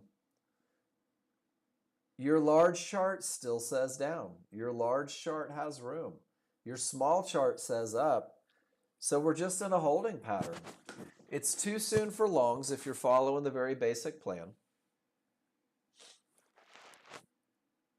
And there's no short trades presenting themselves. So this is that 90%.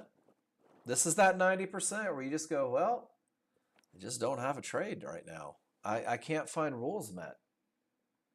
And that's okay. And that's okay. But these are the trades.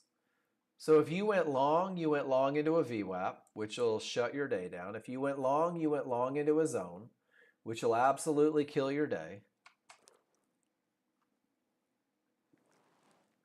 Papa, triggers define direction. That's it. And until they're up, direction is down. Does that make sense? Now, what you can do is you can say they're down, but I'm on the weak side. I may not have the best momentum. But until they pinch and roll up, they're down. I should only be looking for shorts. Now, there's not even a resemblance of shorts setting up. Don't have room on the 1 minute, right? There's nothing to do. But what happens a lot, and I see this a lot, is right here, they pretended like they want to go up, but ultimately they go down, right? And right here, they're pretending like they want to go up, but if the market continues down, it's still down. Remember that the 15-minute is so slow. So until we get an actual pinch, roll, and a live market or a live up, we're just gonna sit tight, and we're gonna wait for a minute. We're gonna see what happens. So Phil, direction, clear path area, trading into 1 minute mid band, trading into 1 minute mid band. Didn't take profits at the first zone. Trading into a mid band, trading into a mid band. Not enough room to mid band. VWAP's in the way too, you're right. Yeah, so Papa, we're waiting for the full-blown split. Or the actual pinch, the roll. So watch, this 15-minute bar is about to end. Let's see what they look like when this bar is complete. 20 seconds. So Phil, based on your trade log, no room to targets. That's your thing, right? That's your thing. So when you woke up this morning, did you say something clever like don't trade into 1 minute areas? There we go. Check it out, Papa. Now we're up, brother. Once that bar closes, these start going up. Now we're up. We're on the strong side. We've got room to trouble. Hell, let's see if they break and pull back. It's a lot of waiting. Phil, what you just showed is what I try to convince people to do every day. Whoa, I just posted a picture onto my chart. That was crazy. Every morning, ask yourself what worked and didn't work, and that's your thing, right? So Phil, right now, your thing is getting excited and trading into 1 minute trouble. But now you know what your thing is. So today you were ready to overcome that obstacle. Guys, that's the progression. Let me make mistakes. Let me recognize my mistakes. Let me learn to fix my mistakes. You guys see that VWAP? That VWAP qualifies as trouble, like Victor just said. If I take an entry, it has to be above that dotted line. Tesla nerd. It sure is pretty, man. Sure is pretty. Looks like it's going up. So higher high, lower high, lower high, lower low, lower low. That's a downtrend. We just got a higher low, put in a higher high, the trend reverses, right? I don't know what that indicator is, but it sure looks solid. Now imagine this, Tesla. You've got that indicator, right? And you're like, man, I know where support can be. And then you just take those cool little momentum indicators that say, not yet, not yet, not yet. Get in on the right side of them. Let's go long. Not yet, not yet, not yet, not yet. Get in on the right side of them. Let's go long. That's what we add into it. Is not only knowing where tops and bottoms can be had, but also understanding how to pump the brakes and wait for the best entry. And that's what we've been doing for 30 years. Triggers are up, room to trouble, area broke. So what do I need? I would need a pullback to an area and a close above triggers. It can only come from one spot. I know my pullback has to come from there. Hopefully this gives me a bounce to give me a trade. That's it. That's all I'm doing. If then. This is what I see. This is what it means to me. This is where my trade has to come from. Triggers are up. No room to trouble. Do you see it on the S&P? No room to trouble. There you go. Why on earth would I look for a trade if I don't have room to trouble?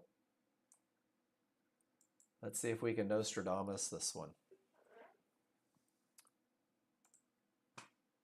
Crude oil has done absolutely nothing. S&P doesn't have the momentum that we need, but the path is completely clear. We'll see what happens. NASDAQ has reached Fibonacci resistance with weak triggers, and you can see the instant reaction coming off of that key area. Do you guys see it? Rule number 2 says don't be a hero.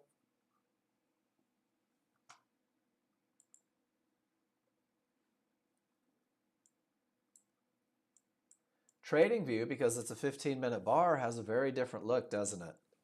NinjaTrader says absolutely no more long trades. TradingView says, man, triple dog dare you to pull back to support and give me a close on the correct side of the triggers. Which one's right? What do you guys think? Is NinjaTrader right or is TradingView right?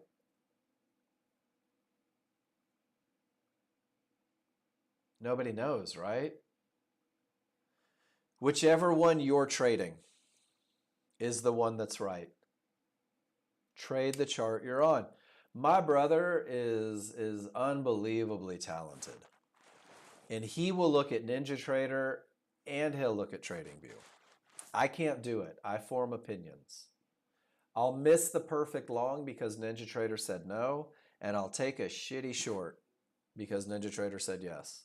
It's easier to trade one chart or one platform, one plan, one set of rules, one entry, one management, right? Learn how to get paid with the easy stuff before you start making it harder on yourself. No entries. All right, guys, I'll be back in a few minutes. Wayne, we'll start with you when I get back. We'll see if y'all get rules met while I'm gone. Talk amongst yourselves. Post them if you got them.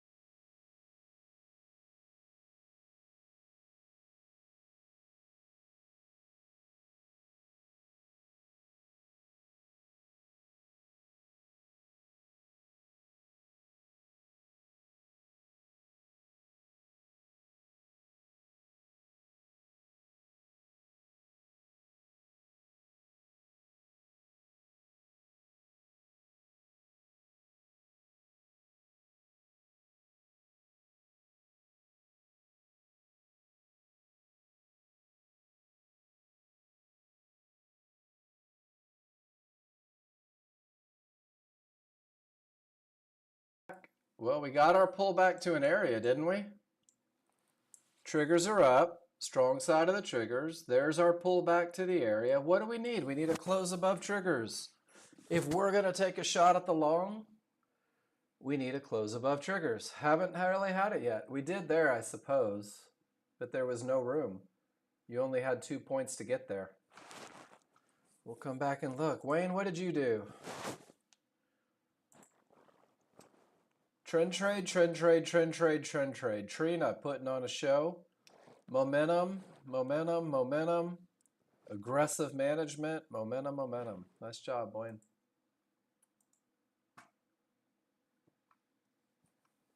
Nice job. You had a new area show up? Did I have a new area show up? Oh, I did, huh?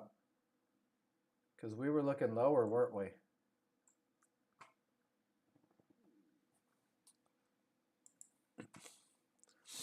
Guys, what can I help you with?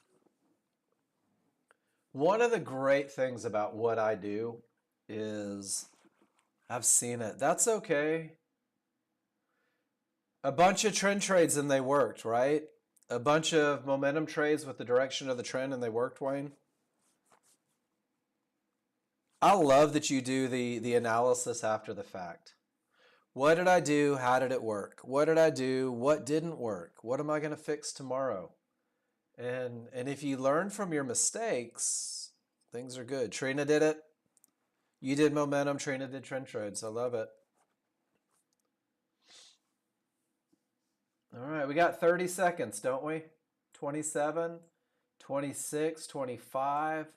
This is where I start saying, no, don't go, not yet, don't go. Stay down lower. Give me less risk. Give me more room to trouble. 13 seconds, guys. 7, 6, 5, 4, 3, 2, 1. There we go. Stop loss will go behind the pivot where the market shouldn't. There's your large chart target. My job's to get paid. Put a couple up. First sign of trouble. Does it fit the rules? What do you guys think? Triggers up. Room to trouble. Pull back to the area. Close on the correct side of the triggers. Whoops, I moved my stop. Stop goes below the pivot where the sellers that pushed us to our entry failed. You could even say, well, pink lines scare me. I'll take one off at the pink line. Pink lines don't scare me. Take the next ones off up at trouble. Oh, we already got paid once. Here we go. Zoom. Now our small triggers are rolling up. These are still up. We're still above trouble. We still have room to trouble. Are you guys following what we're doing here? Does it guarantee the rest of them are going to win? No, of course not. Is there anything about the large chart that says be fearful? I don't see anything. These down triggers, they've been known to cause bounces. We'll come back to it. Alex. Everything says up, nothing in the way. You jump in with less than 2 points. You get out of trouble, but you still found a way to get paid. I like it. Alex, can we agree it's a little tight? But you were in with momentum and path, and you were out at trouble. Beautiful. Alex, have you ever heard the lesson from us? Whoops, they got us. We're on Ninja Trader. You guys that take those momentum trades, on Ninja Trader, as long as you are on the good side of those small triggers, it's going up, and a close below is where the trouble tends to hit. Look at that. Ninja Trader says, oh man, we probably don't want to go up anymore. TradingView says, oh man, we're struggling to go up. They got us. We made a little money. But they got us. That's okay. We're on simulator. It's 2 days before Christmas, 3 days before Christmas. Victor says, I'm still in. I'm going to stop behind the zone. We're going to see what happens. What's the S&P say? S&P says triggers are up, room to trouble. Didn't quite make the zone for a close above. Just not a good time to trade. Might just go home. Adam P.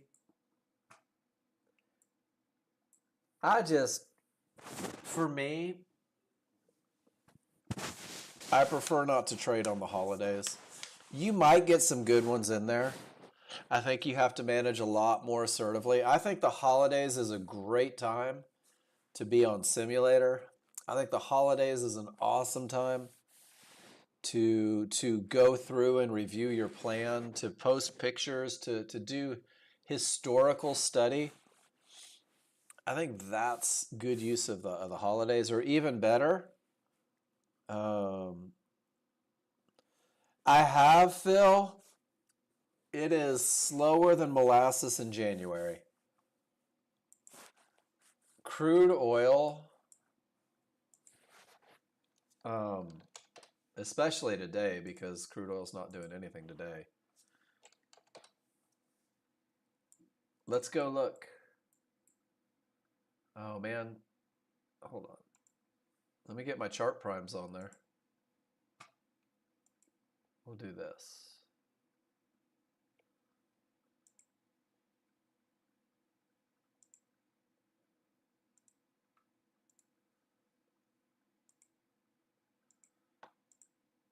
The principles are the same.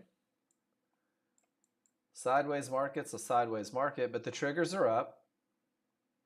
Pulls back to the area, closes above the small. That was your trend trade. Off it goes. The problem is, from where it's trading right now at 37, 78.37, that whole move right there, Phil, is $100. That's it. That whole move is $100. Crude oil on the minute bars isn't nearly as fantastic as crude oil on Renko. S&P typically gives plenty of room to make money. NASDAQ gives plenty of room to make money. I started teaching when we started on TradingView in here. You're welcome. I talked a lot about crude oil because that's what guys were used to trading from NinjaTrader. And I ditched it. I was like, crude oil, don't even want it. Close without saving. Don't need it. But even XRP, check it out. Triggers are up, right? Room to trouble. No room on the smaller chart. Pulls back to an area, closes below. It goes down with the triggers. Pulls back to the mid band, goes below, spikes, and then goes below, goes down with the triggers. Even on XRP, it works, right? It's a very basic methodology that says this is where fights happen, areas inside a trigger, or areas. This is the momentum that says don't fight it. This is the direction. It's room.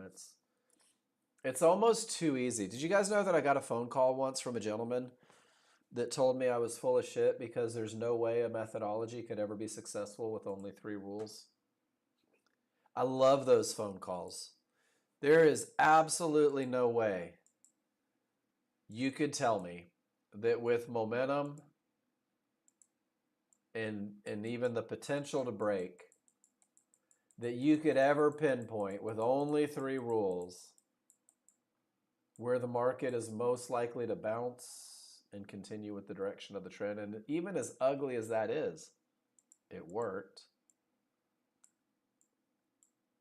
Boom, look at that. And guys, this isn't me taking pictures out of my database saying, oh, let me show them the perfect trade because I hope they like me. That's me saying, look, it's tail into momentum. 3 triggers through. Perfect pullback to an area inside of triggers. There's Christmas gifts for the kids. 2 triggers through with momentum. I can already tell you that one went where the market shouldn't go. Nope, it didn't. Right to the area inside of triggers. Holy crap, that's why we have synthetic and large. Do you guys see it? That's the pattern. Over and over. NASDAQ is like a rabid weasel on meth. There's so much movement in the NASDAQ. Right back to areas inside of triggers. I can't make this stuff up, guys. Well, NASDAQ on Renko bars, Phil, are so fast. It's a 13 and a 34 as opposed to a 13 and a 5. The patterns are essentially the same. 90% of the people that come to us can't trade it. It's too fast. It's just too fast. On a typical day, you can't make decisions fast enough to keep up with this market. The fact that it looks slow today is a great indication of how thin the market is, how low the volume is, how indecisive. Guys, when nobody's in control, you get crap like this.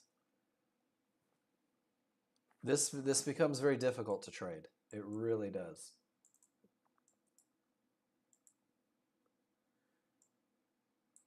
It still says up. They just pulled lower. That was your first close, but there's no room, right? But it still fits. It's up. I don't have room, so I choose not to take it. But look at where it started to go up. Does everybody see it? So even if you don't get a trade, you can start to believe that that patience of waiting for the weak side of the triggers at least gives you a fighting chance. This one has nowhere to go. Nowhere to go. Rules 1 and 2 not met. But it's still tried right from the close on the correct side of the triggers. All right, I'm going to end today's YouTube